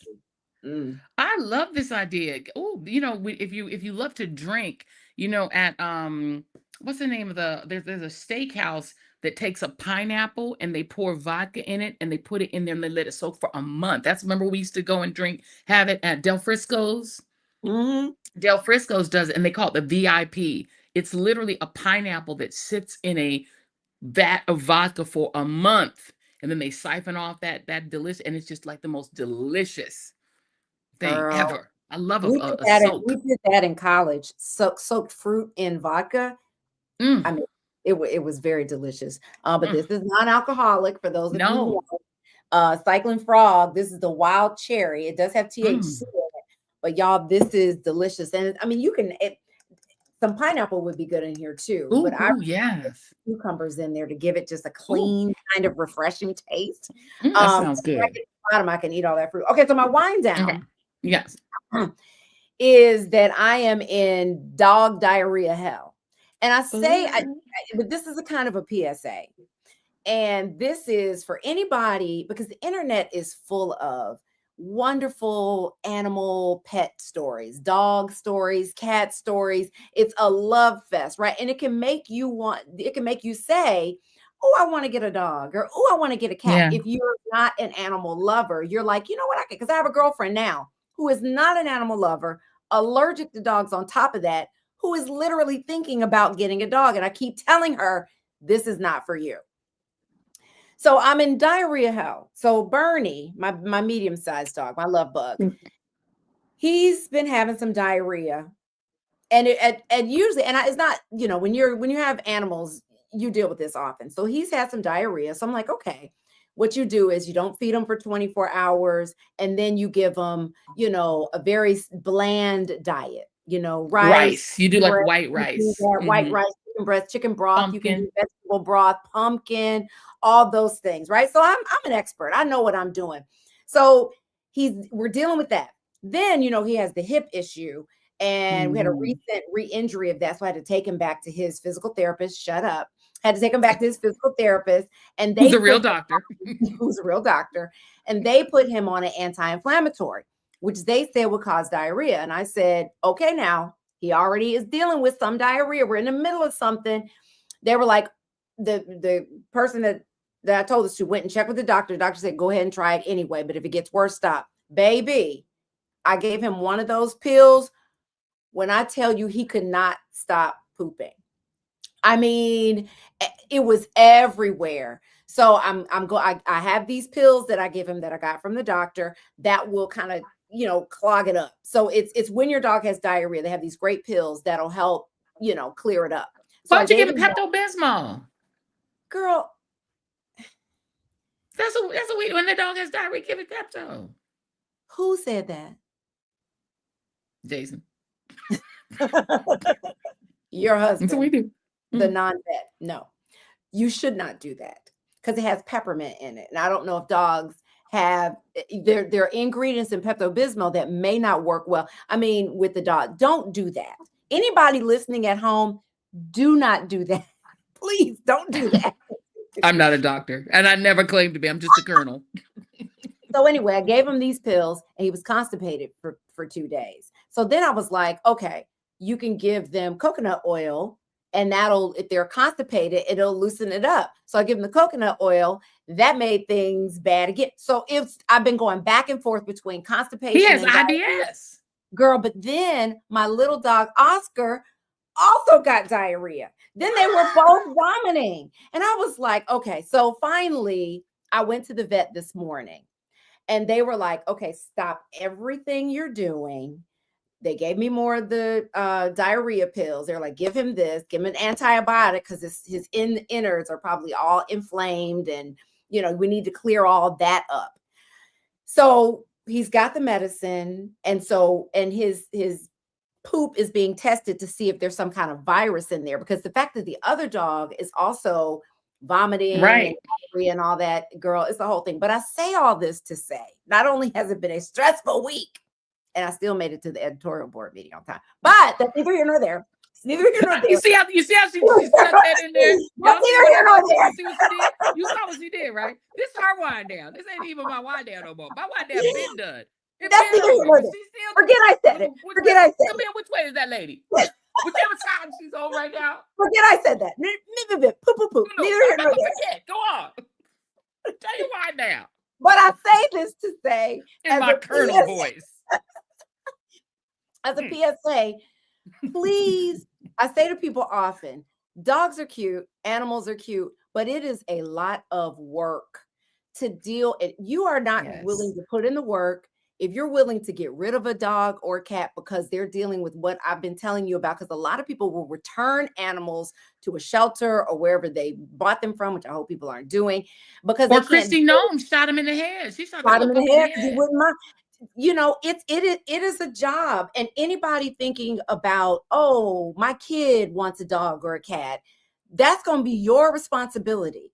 Do not get a dog or a cat as a gift for someone else, especially a child, unless you are willing to take that on. And it is you got to do the work.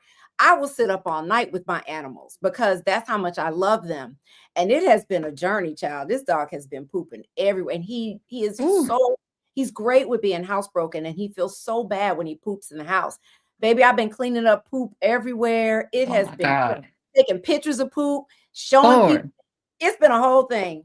Lord, so hopefully he is on the mend. But let this be my PSA.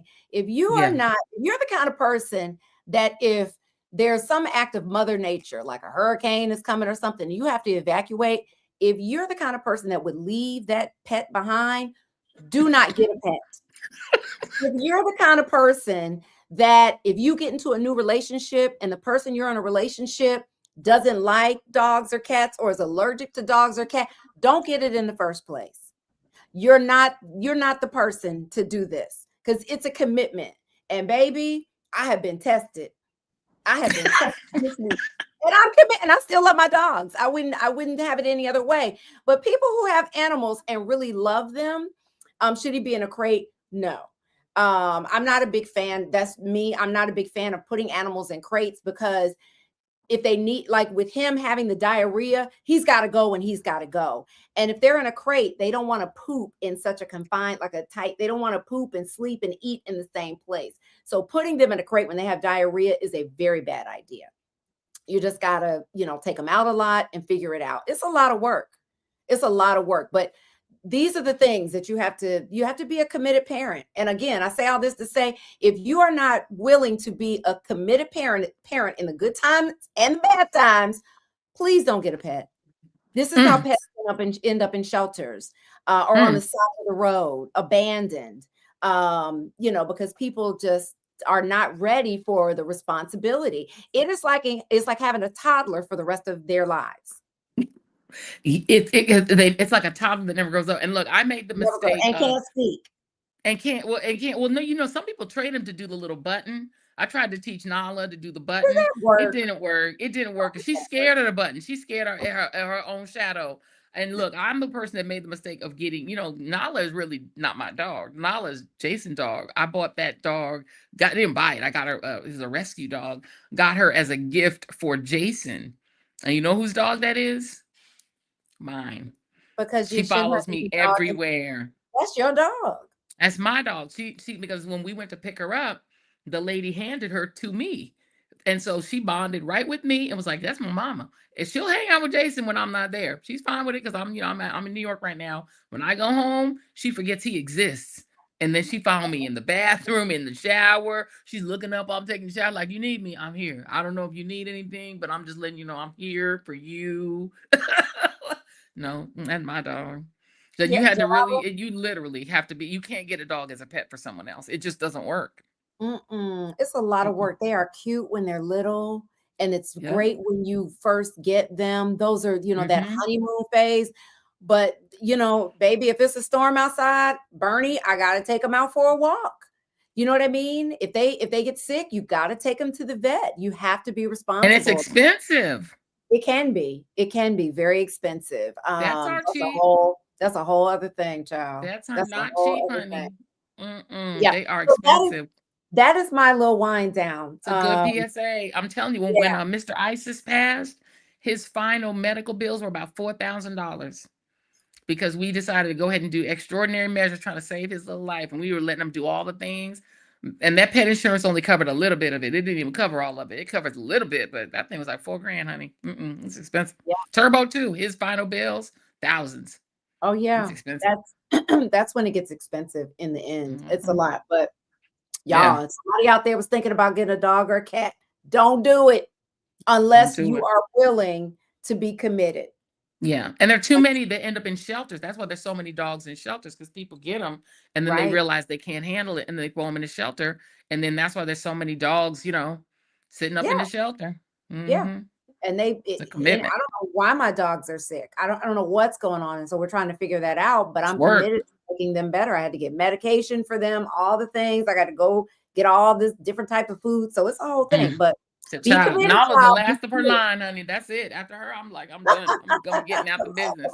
I'm getting out the But business. listen, we do want to remind you guys, which we did not do off the top, but we have so much going on, to like, subscribe, comment, and of course, join our membership community. We have 3 tiers for you to choose from. We've got Cousin Nation, we got our book babes, which next Thursday we're having our book club meeting with the book Real with Kennedy Ryan, who has a new book out today. If you all have been following her, we need to give her a shout out for that.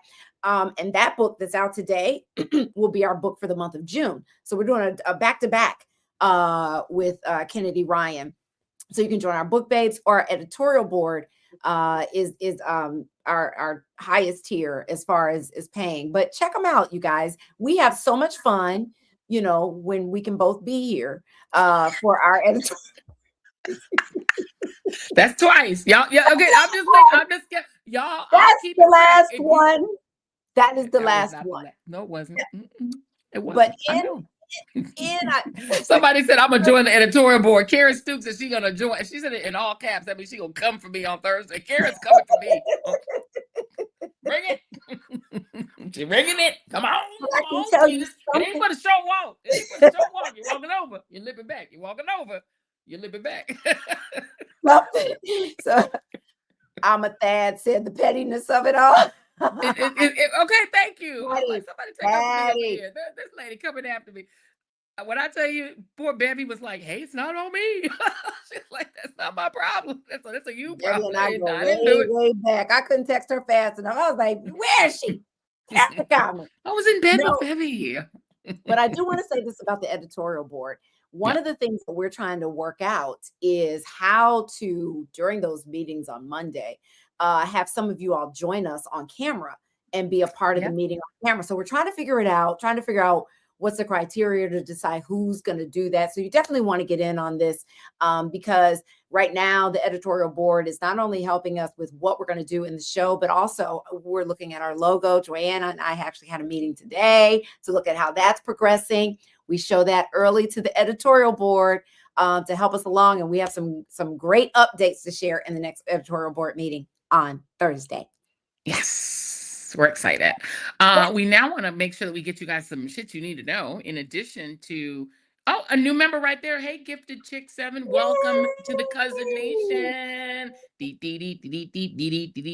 Come on, member. We appreciate you, cousin. All right, thank you. Welcome. We appreciate you being here. You can also give memberships out if you want to gift your friends, and it's always lovely to do that. Make sure you also hit share. We want to really grow our little Cousin Nation because we love being around you guys. So let's talk about shit you need to know, Jackie. What shit do we need to know? Well, just we didn't want to do a deep dive on it, but we just wanted to talk about the Montgomery rally march this weekend. It was very well attended. You and I could not attend, but so many folks that we know and love were there doing the work. Angela Rye, Latasha Brown, and so many others. I mean, I'm not going to name everybody. You know, Roland Martin was there. He was live streaming it. You were live streaming it. It was really, it warmed my heart to see so many people gathered and really putting in the work to fight back against this administration and what they're doing to dismantle the voting rights. And really, I don't want to say really what they're doing to try to win in November. I'll just say that when it comes to the midterms and beyond, what they're trying to do to stay in power, and the way, I hesitate to use the word cheating, Joanne. It is cheating, though. It just is. It's unfortunate that they have the U.S. Supreme Court working in their favor when it comes to things like that, all based on racism and not wanting people of color to just be able to live the American dream, for whatever that is to you, but be able to feel comfortable here and safe here and have a voice here.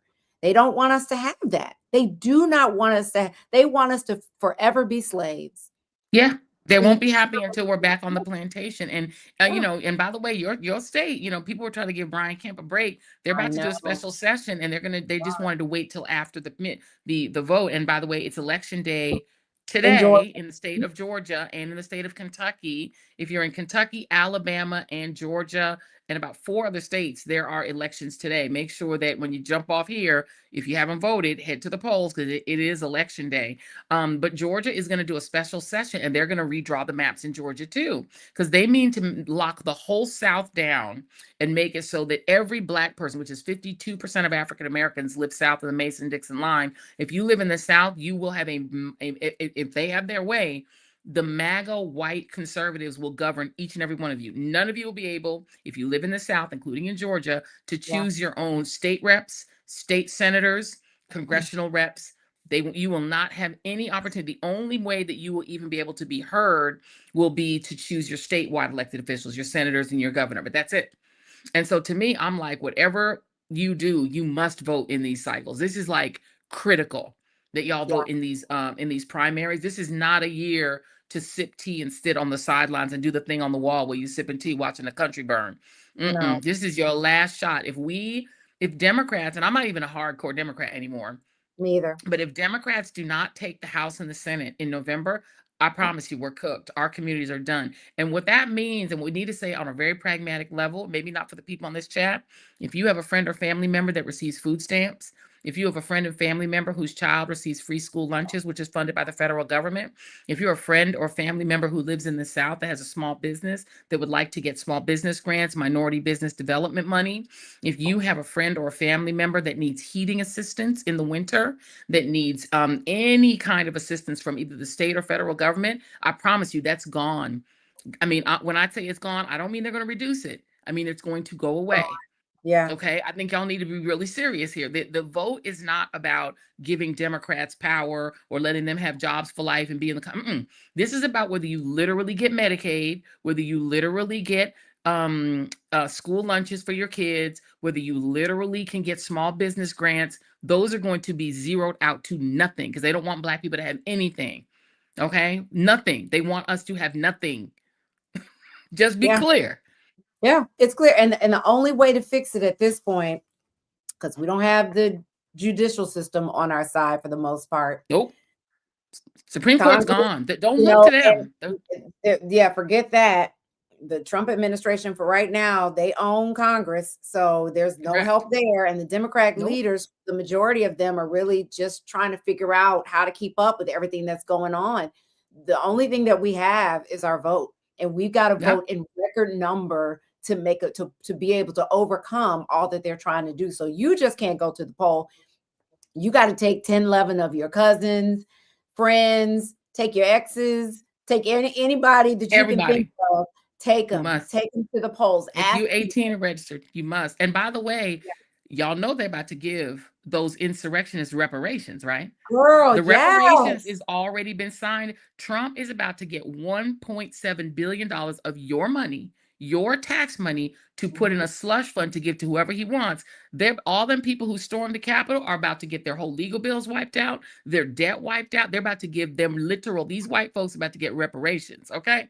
That is Yep. happening right now. Todd Blanche is running the Justice Department. The Justice Department, they have signed off on paying Donald Trump $1.7 billion with a B. That amounts to like $1 million for each of us that we are going to be paying in debt for the rest of our lives to compensate the mainly white insurrectionists who violently assaulted the Capitol. They're getting reparations, and we can't get them. Black people can't. I wouldn't even be eligible. I'm not. My family wasn't from here. They were from the Caribbean. But I'm telling y'all, they're about to give these people reparations. Okay. Yeah. I'm just telling you that's happening. But it's every day it's something else. Every day it is something else with this administration. And the main thing that we can do is use our voices, spread the word, right? Be very vocal about it, but also get to the polls and vote. And not just, well, this is a lot of local stuff going on right now. It's actually, mostly that. But this is when it really, really counts in these local elections. All elections matter, but these local ones, like in Georgia, we're voting on our state Supreme Court members. Mhm. Right? And again, you see what happened in Virginia. Come on. Right? That state Supreme Court really, Democrats really thought that they had won this redistricting thing in Virginia, but they were the like, Supreme Court was four like, people. Yeah. 4 people wiped out 3 million votes, just like that. 6 Yeah. people wiped out they wiped out probably a dozen black held congressional seats in the South. 6 people on the Supreme Court. And if they're elected courts, you can get rid of them. You can get rid of them. And this is the only people. Your school board, that you think your black books have been banned now? Try to find a history book with black history in it after y'all let them take over the entire South. There will be none. And Texas is the state that determines most general textbooks in the country. They will wipe black history off the map. You will never read about Medgar Evers again. You will get that one quote from Dr. King, and black history will be literally gone. And I'm if it sounds alarmist, I'm not even being alarmist enough, honestly. Yeah. If y'all don't vote in this election, and just to prove that black people can, Louisiana tried to put up 5 amendments to their constitution, including letting them raise the retirement age for judges to 75, which is crazy that they want to keep them dry, crusty old white supremacists on the bench. The people said nope, and black turnout soared to defeat these 5 amendments, and they are already crediting the black vote for taking down those 5 amendments because to punish Governor Landry. The people said no, and not just black people, all people in the majority said absolutely not. Yeah. So you have the power to stop this stuff, but you've got to vote.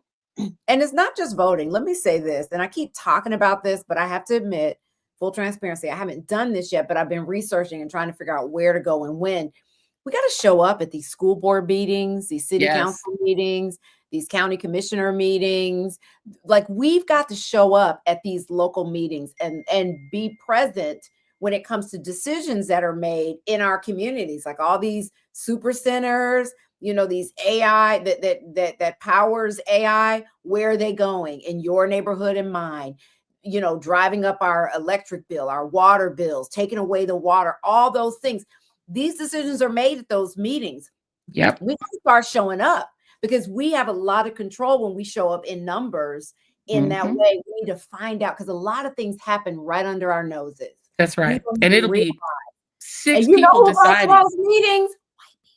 They do. And even if they don't have kids, by the way, Moms for Liberty, they show up at school board meetings even if they don't have kids. They don't have children. Not only children in that school district, they don't have kids at all. All they know is they want to control what's in the textbooks. And even if they don't have children, they show up and they show up ready in numbers, and they take up all the slots for public speaking, and they line up each of them, and one by one they get on that mic. And because no one else is there to oppose them, I saw this happen in Broward County, which used to be a blue county. They done took over the school board in Broward County, Florida, by doing that. They just show up, and because we don't, they take advantage of our absence. Our absence is actually, in a way, a vote to let them control us. And they literally, I'm gonna say it again, MAGA believes in the plantation economy that existed when the country started. When they say make America great again, they don't mean the 50s.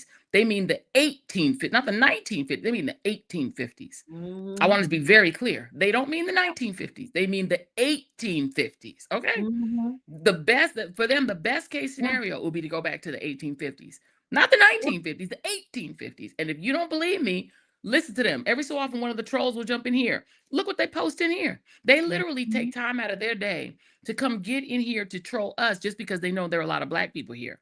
And anywhere they know there are a lot of Black people, they show up. Even though they know they're not welcome and not wanted, they don't care. They think if they can just enrage Black people, to them, that's enough. That's enough for them, for their day. It's made their day. These people are diabolical. They are straight up evil. And you need to start thinking we are fighting the devil. Okay, we're fighting the devil, and we need to come with, we need to bring God to bear, because and bring ourselves to bear, because you can't fight the devil sitting at home sipping tea. You sure cannot.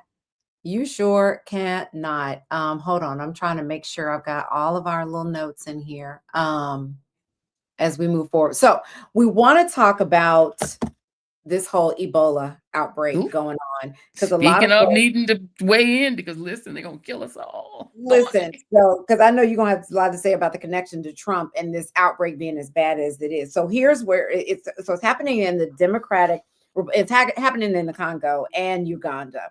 And WHO is reporting that there are 513 cases, which is a lot, you guys. It may not seem like a lot when you think about COVID numbers and things like that, but it's a lot.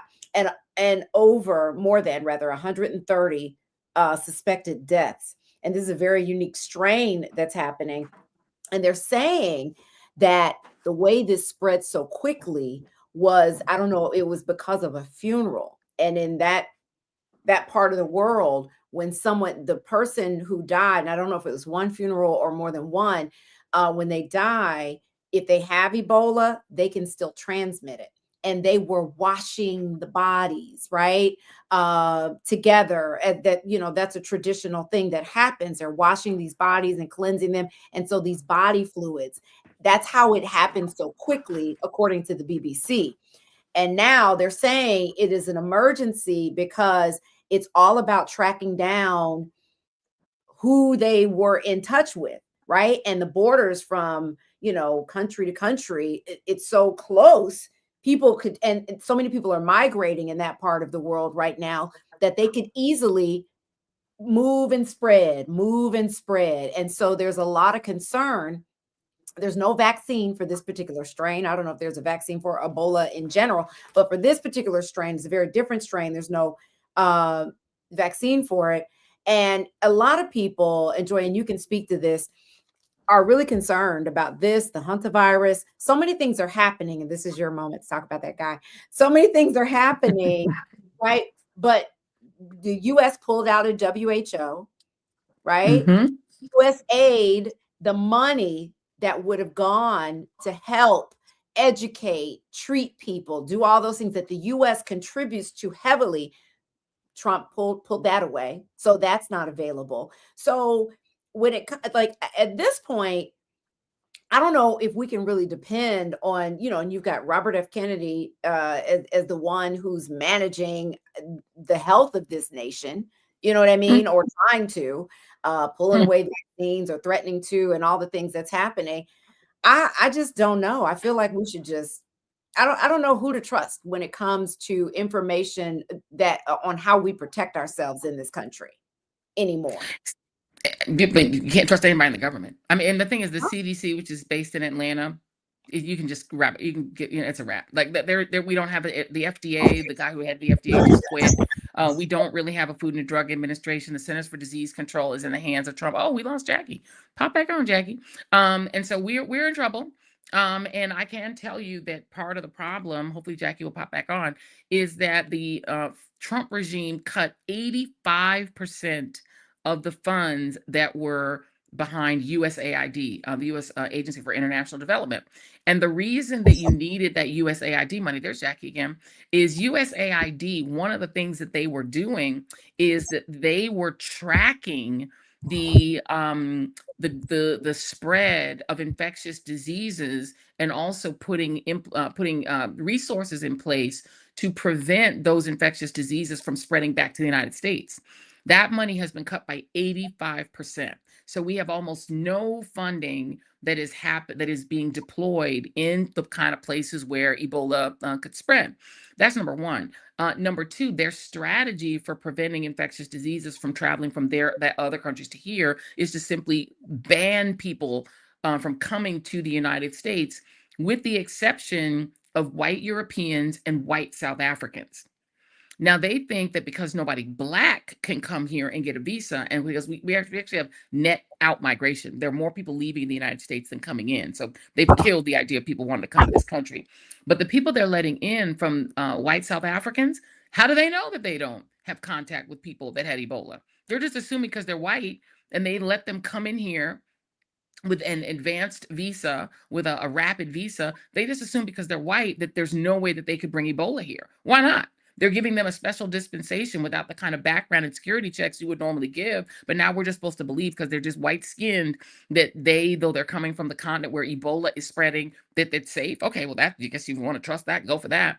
And then the person they've put in charge of, so that's Ebola, which has got a 50% fatality rate. 50. It's a 50%. You have a 1 in 2 chance of dying if you get Ebola. And no, there is no vaccine. And the fools that run our country, these MAGA idiots, wouldn't take a vaccine even if there was one. Even if there was a vaccine for Ebola, they wouldn't take it, and they won't mask up, and they don't even believe in science, nor do they believe in germ theory, nor does RFK believe in germ theory. Yes, his brain is fried, Karen. He's got a worm eating his brain, and he thinks that all you have to do is do nutrition and take supplements that he sells you in order to survive infectious diseases. And he thinks you should get measles and just work it out, and your body will work it out. So that's what they think. Last thing I will add, the person they have put in charge of our response to the other potentially deadly vaccine that's got a 40% kill rate, which is the hantavirus, which comes from rat infestation, and that cruise where everyone was allowed to get off the ship and go back to their countries of origin. Hantavirus is now being monitored in 6 U.S. states, including Texas, which has no healthcare infrastructure whatsoever, and Florida, which is a disaster when it comes to public healthcare, neither of which have expanded Obamacare. So if somebody doesn't have a lot of money and they happen to get hantavirus, good luck to all of us. We're all going to die. Yeah. The person they put in charge with that of the hantavirus response is a guy named Admiral Brian Christine. He is an assistant secretary for health at the Department of Health and Human Services. Again, a broken, defunded agency that's been doged, and all the smart people and the good scientists have already left or been fired. He's now the head of the Public Health Service Commission Corps, alongside another doctor. His specialty is not infectious diseases. He is a urologist, and his specialty is penis implants. Penis implants. That is his specialty. He used to have a show. He used to have a show that was all about penis implants, and that is the podcast that he had used to host. And he's also a vaccine denier who has publicly stated that he believed that the vaccine for COVID killed more people than COVID. So Admiral Brian Christine, who's a penis implant specialist, that's who's in charge of keeping us all alive from hantavirus. Good luck. I can't. Well, we want to take a moment let you hear from our sponsors. And one of our sponsors that you all have been hearing us talk about again and again is Baskin Lather. Just go with me here, Joyanne. Let's just talk about these people sending us these products. How much we loved them from the jump. because y'all know my hair journey. Let me just, this is a puff. I added, this is not my hair, but my hair, y'all can feel how soft my hair is. It is really turning around. I found a great stylist here in Atlanta that deals with natural hair, but these products are the truth. I mean, I've been hearing about Baskin Leather here and there, but I just hadn't pulled the trigger to buy any of the products. And yes, they sent us products in exchange for us telling you about them. But y'all, my God, the scalp serum, the hair oil. I mean, the shampoo, we got shampoo and conditioner, all these things we have been using and they are amazing. Are you liking the products, Joanne? I'm loving the products. I actually have my they have a moisturizing spray because when you blonde your hair, it can make your hair very, very dry. And Coco don't play with me. My hairstylist, she does not play with me. She's like, if you don't moisturize your hair, she actually threatened me that if I didn't properly moisturize my hair, she was going to make me go back brunette. She would not allow me to bleach my hair blonde. And I don't use bleach. She uses like a toner, but it's still kind of harsh on your hair. So I definitely am loving this Baskin Lather journey because I do the little edge, the little cream I put on the edges, and then I spray my hair every morning and then every night with their moisturizing spray, and it's fabulous. It keeps my hair moist. I wish you could feel my hair. It feels so soft, even though it's coiled in these little coils, and there's a gel to keep the style tight. But that moisture, baby, is no joke. It's like moisturizing my hair from the inside out, and I love that. But I also just love that it's a Black-owned company. 2 Black women created it because they had hair issues, and sometimes we have to lean into what we can do for ourselves to solve our own problems. And these 2 women said, this one sister was told, well, your hair can never grow. And she was like, let me go ahead and figure something out. She figured it out, got hair down to her behind, and now she's helping the rest of us on our hair journeys as well. So I'm very thankful that we got a chance to try this. And look, Coco ain't yelling at me. Only Jackie's yelling at me now. But not about my hair. No, but listen, we don't gatekeep here at Read This, Read That. So we want you to get in on these amazing products, and we have a discount code for you. So if you go to Baskin Lathers, there on the screen, co.com, and use the code RTRT, you get 20% off on the products on their website. So go and check it out. Again, go to baskinlathersco.com and use the code RTRT for 20% off. Yay. You're welcome. Yeah. You're welcome. One other thing we wanted to talk about, if the Ebola virus wasn't enough, because because it was American who was sick. It's just so many things going on. I feel like we should just put masks on again. Oh, I do. When I'm on the train, I'll be going home with my mask on the plane. Man, I'm talking about all the time. All the time. No, I wear a mask on the train. When we were coming over here, I promise you, there was a woman who I swear was dying. She was in the next row over. We heard the first cough.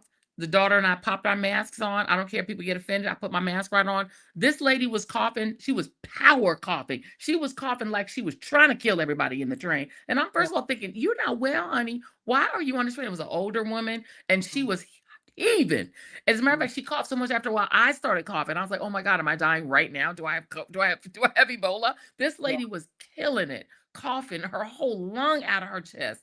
And this is what people do. They get on the plane sneezing, power sneezing with authority. Everywhere you go, it's open. No, you can tell there's no mouth, no coverage here. It's just, I'm like, you better put your mask on, honey. Michael Jackson had the right idea. He wearing wasn't a mask. I don't know why he did it, but he had the right idea. And then he would put his kids in masks, and people thought he was crazy. It looks like Michael Jackson was kind of right about everything. He said they don't really care about us. All I really know is that they don't really care about us. All I really know is that they don't really care about us. He told y'all. Kicking my leg up. All right. Let's talk about, so there are some Black men in America that are upset about a new movie that is out called Is God Is, and it is starring one of your favorite people, Sterling K. Brown, Joanne, but also Kara Young, Mallory Johnson, Janelle Monáe, and Vivica Fox is in this movie as well. And it's about these twin sisters and their mother who have disfiguring burn scars because their father set them on fire. Started the fire. I don't know if he set them on fire. I haven't seen the movie, but I'm dying to see it. But so Sterling K. Brown is the father that these two girls are looking for, and their mother, played by Vivica A. Fox, wants them to kill him. And there's a little bit of backlash because there's some Black men on social media saying that that the film is portraying Black men in a negative light. And for fuck's sake. I know they're really upset about it. But I just really don't understand this, because at some point you have to let Black actors play characters. This is Correct. a character, in a story written and created and produced and directed by a Black woman. Yes, Althea Harris. She wrote the play and the screenplay, and this is her directorial debut, and it's brilliantly done. Yeah, I'm just gonna tell you. Yeah. So you saw it? Yes. So the daughter and I went and saw it last night, and when I tell you, y'all, first of all, Erica Alexander, not only is she a phenomenal actress, but Is she in this movie? she's in this movie, and when I tell you, she picks the most incredible films. Her selection of projects to be a part of, I'm like, everything I'm seeing her, she's having a whole rebirth of her career, because every film she picks is so surgically chosen. Every project she's in is genius, award-winning, award level. She is bomb in this movie, y'all. And first of all, the acting, phenomenal. The directing, genius. The soundtrack, haunting. The visual sort of beauty of the film, and the contrast between the visual gorgeousness of the film, the way it's shot, the film stocks that are used, the colors, just the visuals of the film, plus the story and the contrast of the beauty of the way it looks and the ugliness of the story. Baby, Vivica Fox puts her foot in this role. Erica Alexander puts her foot in this role. And Sterling K. Brown is one of the most epic villains of all time. And since he's such a good guy and he's in these other shows that we love and he's always the good guy, seeing him be a villain is like, it's life-changing, y'all, as a performance, y'all. He is a comic book evil level villain, and he plays it so well. And by the way, he has a really nice ass. When you finally get to see, baby, I'm like, how does me have such a good looking ass? You just get to see it in clothes. It's clothed, but there's one point where he's like, you see his booty, and you're like, damn, he's like in shape. He's been doing squats. We love his wife, Ryan. Michelle, we love Ryan, and we would never. Yeah, we are. It's platonic as hell. I'm talking about that woman's man. I don't know. And look, people who are mad about it, the film and its so, and I know somebody who actually has this actual story, that this actually happened to this person that you and I, but I know that we both know. I don't know if you know or that you know that this happened to someone in real life that I know, and I only found this out after seeing the film, that had their own father burn their mother and themselves. Literally is walking around with the scars of these two twins. And so the story is these two, they're not identical twins. Well, they're identical, but they're like fraternal twins. One is taller, one is shorter. And their father burned up the mother and them. And then there's this journey that they go on. And y'all, when I tell you, this is one of the best films I've ever seen. I cannot wait to see it again. I don't think the film is anti-Black male, but there has to be a villain in the film, but it's not just one villain. I'm gonna put it that way. There are multiple villains in the film, depending on how you look at it. It's a film about psychopathy, sociopathy. This is a film that would have needed a real doctor. Everybody in there needed to be in therapy. Everybody in there needed a psychiatrist. It's so good, but he's not the only one who's evil in his own way. There's lots of people in it that are evil in their own way, including some of the women who do wrong. So everyone in it is kind of, except for one person, are in their own way a villain, but it's different levels of villainy. So it's not particularly villainizing just Black men. But I think anyone who's mad at the film is just not a movie buff, not a movie lover, and people need to get over it. We really want to have every kind of story told about us, including we want to be able to have Black villains. This is how you know you're free and you liberated and that you're in the modern world, is that you get to also have villains. We don't want just Black people portrayed as victims of white oppression. I love the fact there's nobody white in the film. There's not white oppression in the film at all. It's a story that's closed among just Black people. And within that narrative, there are heroes and there are villains. So people need to just let us have a range. Do y'all just want to see slavery movies where we getting the ass kicked by white people, and Jim Crow movies where we're getting our ass kicked by? I'm sick. Give me something new. This is new. This is what took down The Color Purple at the Oscars, right? Yes. This is the kind of Come mentality on. that, if you remember back when, you know, it was Whoopi Goldberg and Oprah, Steven Spielberg, and the original Color Purple movie, the NAACP, you know, led the fight against the movie because of how Black men were portrayed in that movie. And they ended up losing the Oscar that year. A lot of people blame it on that campaign against it from Black people. You know, it's just so unfortunate. We have to let ourselves, you know, I get there's a time to protest and stand up against particular characters, but not in these situations. It's like you were saying, everybody in this movie is Black. It's from somebody Black. We deserve to be complex characters. Yes. We deserve to play the villain. We want everything. We want superheroes, vampires, villains. We want enslavement narratives. We want liberation narratives. You know, but we need the range. And also, Hollywood needs to understand that we're going to support a range of Black characterizations. After that backlash, Steven Spielberg, who made Color Purple, I think was so scared to make another film with Black people in it because he got backlash against him. And his son is, I think is his son Black? No, it's George Lucas who has the Black son. But he was like trying to do something. He originally didn't want to do the film because he was like, a Black person should do it, but they weren't going to greenlight it with anybody Black. So he was the only one who could have made Color Purple. And it was a brilliantly done film, gave all those Black actors jobs, made Whoopi Goldberg a star, made Oprah Winfrey a star on a different level. And he still got backlash. It's like, why is Hollywood going to keep greenlighting shit if we're going to be like, well, I don't want that.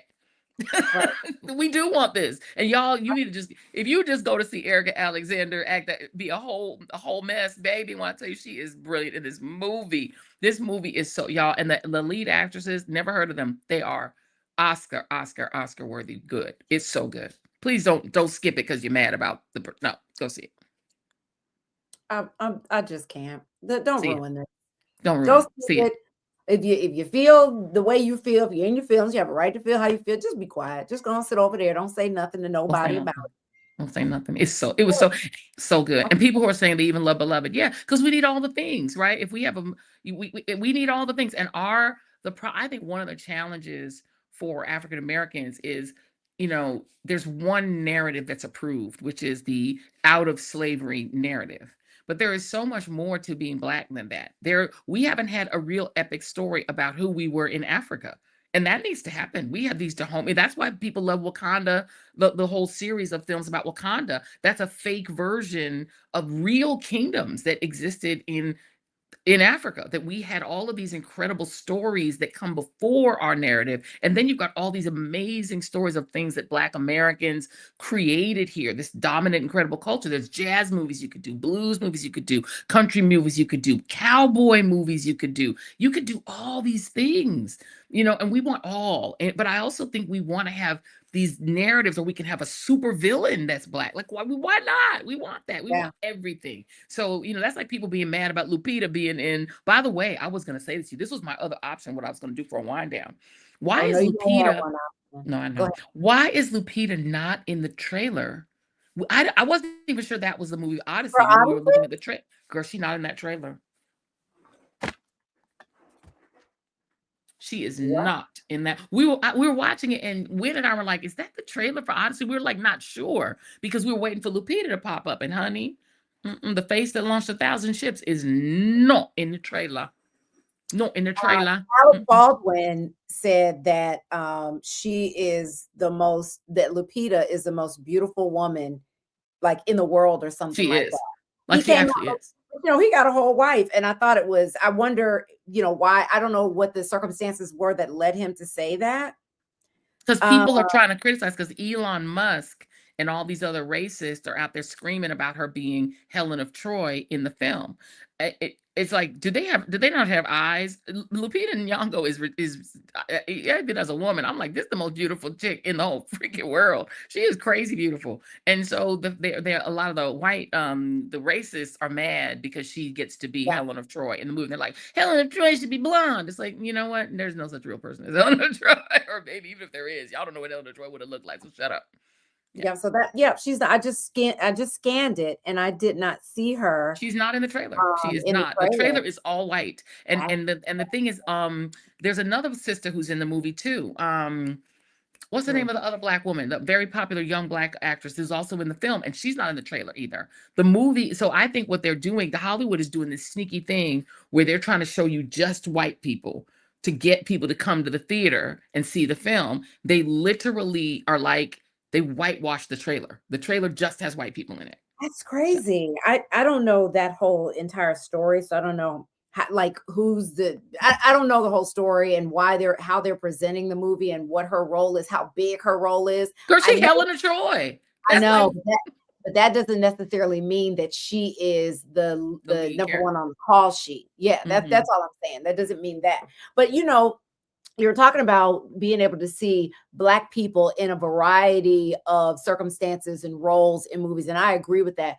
But I also think that it's important to continue in whatever way we can, through books, through documentaries, to talk about what happened to us in this country. Yes, absolutely. Slavery, to talk about Jim Crow, to talk about, even beyond that, what's been happening to us in this country, because they want to forget, they want to erase, they want to erase it from our history books. And so, I mean, I have friends who are like, I don't want to see Driving Miss Daisy when it came out, because of that narrative, right? Of a Black person. Zendaya, thank you, Zendaya. Right, being a servant to this white woman, him being her chauffeur for all those years. And from, movies like The Green Book and even, other things, we have to make sure that we continue to make these movies as well, because they just want to erase it. They want to erase it from American history, but it is American history. So we have to support those movies too. Right. I want to see us in a variety of roles, just like Joyanne does. But I also want to make sure that we don't, like, I have a girlfriend, like I was saying, she will not go see anything that deals with us being oppressed or enslaved. Don't let them forget this. We got to keep telling those. I almost walked out of Amistad, but I sat through it because I'm like, I'm gonna sit here and I want to be able to look these non-Blacks who are in this room and make sure they don't leave, because they need to see the horrors. Like, we need to show everything, the horrors, the uplift. Harriet Tubman's story, I think, is a great story. It's a terrific story. But you want to also show the truth. Like, they need to see it, because this is not Black history, this is white history, this is American history. We want to know, y'all done lynched us. We need to see all of that. We have every story, but we as a people have gone through everything. I think we need more stories about Toussaint Louverture, the Haitian Revolution. Black Americans don't get to see enough stories about the Caribbean, about Caribbean Black people, what they went through, what Black people went through in Brazil. There's a whole global narrative about Black folks that is epic. There's so many epic stories. 12 Years a Slave, which is based on a book written by a Black man. And so you're going to get a variety. What we don't need is a bunch of white writers sitting in a comedy room writing Kevin Hart. You're writing slavery jokes for Kevin Hart. Like, that's what you should be mad. You want to be mad about something, be mad about that. Yeah, that Kevin Hart situation. Except J. Anthony Brown isn't mad about it, but I am. We are. He is not. That is too funny. So we have had so many things happening with both of us this week, and it's going to sound crazy to y'all, but we're going to have another word from our sponsor. And look, this is how we keeping this on. This is how we keeping the lights on. So let me just go ahead and say to Camille, go ahead and put the logo up, girl. We're going to wait on the logo, but thank you. Yes. And Joyanne, do you want to start off talking about how much you love these products? No, absolutely. And look, the reason that we love to talk about our sponsors is because, doing new media and independent media is different. It's sort of more like doing radio, that you really have a direct relationship with your sponsors. It's not like a TV ad that just comes on and pops up. We actually develop a relationship with these sponsors. We would not talk about products that we aren't using ourselves. And so what we really do, and we're very choosy about who we want to sponsor our show, because it's a partnership and a relationship. And so Baskin Lather is one that we said, we don't let y'all through the door because we believe in the people who created it. These two Black women who decided to solve their own issue with hair. I mean, this is like, Jackie talks about it. We talk about it all the time. We have been in this conversation about hair. That was my wine down last week, right? People lying about my old journey with my hair. And the reality is, we spend so much time as Black women worrying about our hair, treating our hair, trying to fix our hair, trying to make our hair work, especially if it's natural. And Baskin Lather came through with some products that are glorious. They keep your hair soft, moisturized, healthy, beautiful, and they have a whole total hair care system. So we absolutely love it, Jackie. Yeah. And when you do what Joyanne and I do, through your career, you get a lot of things sent to you. People want you to try things. We have a partnership with Baskin Lather, and they're advertising with us to share the details in our journey with this product. And they didn't ask us to say we love their products. We could have just said they sent us something, because we know how to word stuff.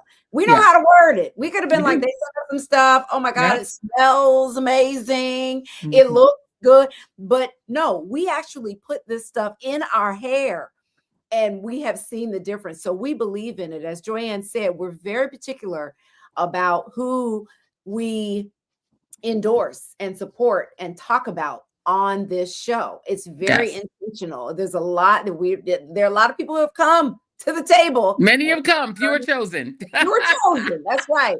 So listen, and we also don't like to gatekeep. So if you want to try these products, and I'm telling you, we really, really love them. So go to the website, take a look around. It's baskinlatherco.com. If you use the code RTRT, you get 20% off your purchase.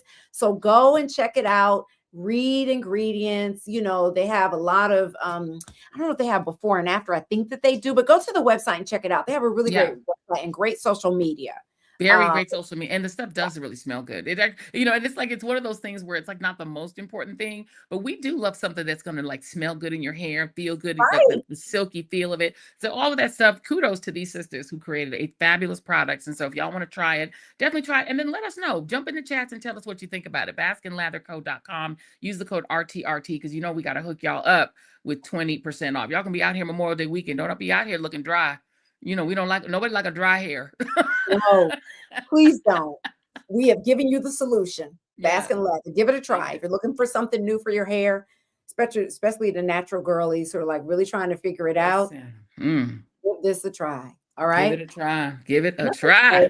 Anybody, I have found this great hairstylist in the Atlanta area who does natural hair. She's at Tag Salon, and really she and her daughter both do hair. I just ended up going to the mom because that aligned with the time. But she was the one that put the cornrows in my hair a couple of weeks ago. But they do their priority is healthy hair. So if you're like a braids girly, like I love wearing braids, going to them to treat your hair and condition it, steam it. I got all this done on my first I went in for a consultation. I sound like I'm doing another ad, but I'm not. First, I went in for a consultation, and then I went back for my appointment. Girl, they ended up steaming me twice. That's how bad my hair, the condition. And then I got a trim for the first time since I went natural. I have never. You haven't trimmed your hair, girl. That's I just, when I twist it up, I'll just clip. But a real trim is everything. My hair looks so different, and it feels so different. Oh no, I got it. Look, if we big enough, folks, let me big up Coils and Quaff, Coco Quinzel. I'm telling you, if y'all in the DC area and the DMV, baby, want to tell you, and it's KOILED and COIFFED, Coil and Quaff. She's on Instagram, and this isn't an ad. I'm just telling you, this is my actual hairstyle. She used to do my hair on TV and off because I had such a drama in New York with my hair that I finally started literally coming to DC to go to her, because she's a cut and color queen. Okay. And she is all about health. She's like, she won't even put the blonde in your hair if your hair is not healthy. She conditioned my hair for like weeks before she was even willing to put the blonde color in, because she's about health. She's like, it's my reputation and yours. We're not taking your hair off your head in order for you to have color. So she is cut and color queen. Listen, it's called Coiled and Coiffed. Let your mom know I am, what is it? This is LAM the ad. I am the ad. It's called Coiled and Coiffed. Says Koiled. I think he's a brother. Coiled and Coiffed. Koiled and Coiffed. Coiffed. Coiled and Coiffed in Maryland. Yeah, it's fabulous. She's fabulous. Fabulous. People are asking me, so I said, let me put the actual. I'm gonna give y'all the address because I said it was on Juniper because that's where the entrance is in Midtown. But it's 1075. I'm putting it in the chat, Peachtree, for those, because it took me a long time to find these people, so I can't Yeah. gatekeep. I'm gonna tag Coco. I'm gonna tag her salon on Instagram. So if you just follow me at Joyanne Reed, I'll make sure that y'all connect to her, because I was gonna do a little cute posty for her last time she went in and did this with my hair. So, and I love her and she's fabulous. And I definitely want to make sure, because the other thing about it is, y'all, these small businesses out here, our Black women who own small businesses, we got to support them, especially in this moment when people are getting thrown out of jobs in the federal government and opportunities. A lot of people are responding by not going back to, not looking for a job anymore. They're starting businesses. And so the question of if people are taking new clients, Christy Blackman, I will ask her, but yes, I know Coco was taking new clients, and we should find out about the sister in Atlanta. But that's the key, is let's support each other in this moment, particularly now. It's really important. Yes. Because a lot of people, I don't think this was Tag Salon's situation, but a lot of people in the Atlanta area, a lot of people in the service, hair, clothing stylists, makeup artists, there was this big boom from Hollywood. Yes. All It's these dried up. stayed here. Now it's drying up. It's drying up. A lot of studios that they built here are sitting empty. Yeah. And so there are a lot of people here, Black women, Black men who need the work now because they're trying to figure it out.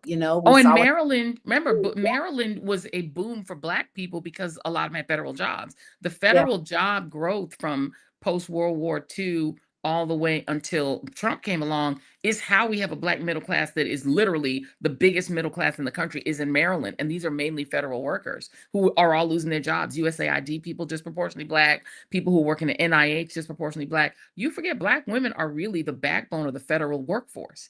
And they are being fired. 400,000 to 600,000 have lost jobs because they doged them out. So a lot of people are leaning into starting businesses. So that's why we look. That's why we ride for the Baskin Lather girlies, because we're like, we riding for these small businesses that are trying to just do their thing and also do it well and have quality and are doing excellent work. They're not just. It's not just because they're Black. It's because they are exceptional and great. So. And let me say this: I know people are getting ready to jump for the elimination. Yes. And look, I'm about to jump because I'm gonna get the train. Shoot, they still waiting for Don. It's 5:04. He ain't there. Yeah, he ain't there yet. I ain't gotta go nowhere. I'll tell you when he comes. Y'all stay here. Y'all ain't gotta go. I'll tell you when he's there. Right, exactly. Still waiting. He's not there. But I gotta go too. So let's go ahead and try to wrap up. And Dawn, y'all wait for Dawn on y'all own time. But yes, we want to make sure that you guys, please, if you have not, hit like and subscribe and share. We would so appreciate it. It don't cost you nothing to hit like and subscribe and share. But if you want to sow a seed, you can become a member, and it's fun. We do book club. We have our little. she throwing Dawn under the bus. We have our editorial board, which will be meeting on Thursday. Okay, don't worry. We are going to be, and I will be there on Thursday. And so if you want to join one of our wonderful membership tiers, please do that. And that we thank you so much for your support. And while we wait for the elimination, let me also remind you that this little lovely, wonderful queen of shade to my left or right, I cannot tell which because Camille just won't tell me. She has a lot of other wonderful offerings. She's doing some amazing work. I know behind the scenes some of the stuff that Jackie has planned at the Jackie Reed Experience. Baby. She a journalist, okay? I'm calling her the Black Barbara Walters because she in here doing journalism. So you want to support the Jackie Reed Experience and also Vegan Sexy. I hate you. Vegan Sexy Cool. Girl, you a mess. Vegan Sexy. I'm gonna text Dawn right now and be like, Jackie, no, you're not on, right? You know, she's literally seeing that you're not on. Vegansexycool.com. So you can get vegan, sexy, and cool all at the same time. I'm actually making a lovely veggie pasta right now, vegansexycool.com. So hopefully you'll approve. I'm sure And I then will. also you've got Jackie's weekly wellness guide where you can get into your very inbox all of the fabulous ideas for living your best life now. So support all the Jackie Reed things, as well as hitting like and subscribe right here on this very podcast. He's still not there. She said, Lemonheads, you ain't in no rush. Don't rush. I'm still watching. He ain't there yet. So while we wait, let me tell you to go to joyandread.com and you will be able to find all the places. He's still not there. You'll be able to find all the things that Joyanne is doing over on Substack, on YouTube. We're trying to get her to 500,000 before June. We're close. We're close. I think the tickets are all sold out to her event. Tickets are sold out. If y'all trying to go to that live show, it's too late, baby. Gone. I got my ticket. Still Still not there. So hang out, Elimination. We got you. We Love got y'all. you. Bye. See you guys next time. Bye. And we're not your doctor. He's still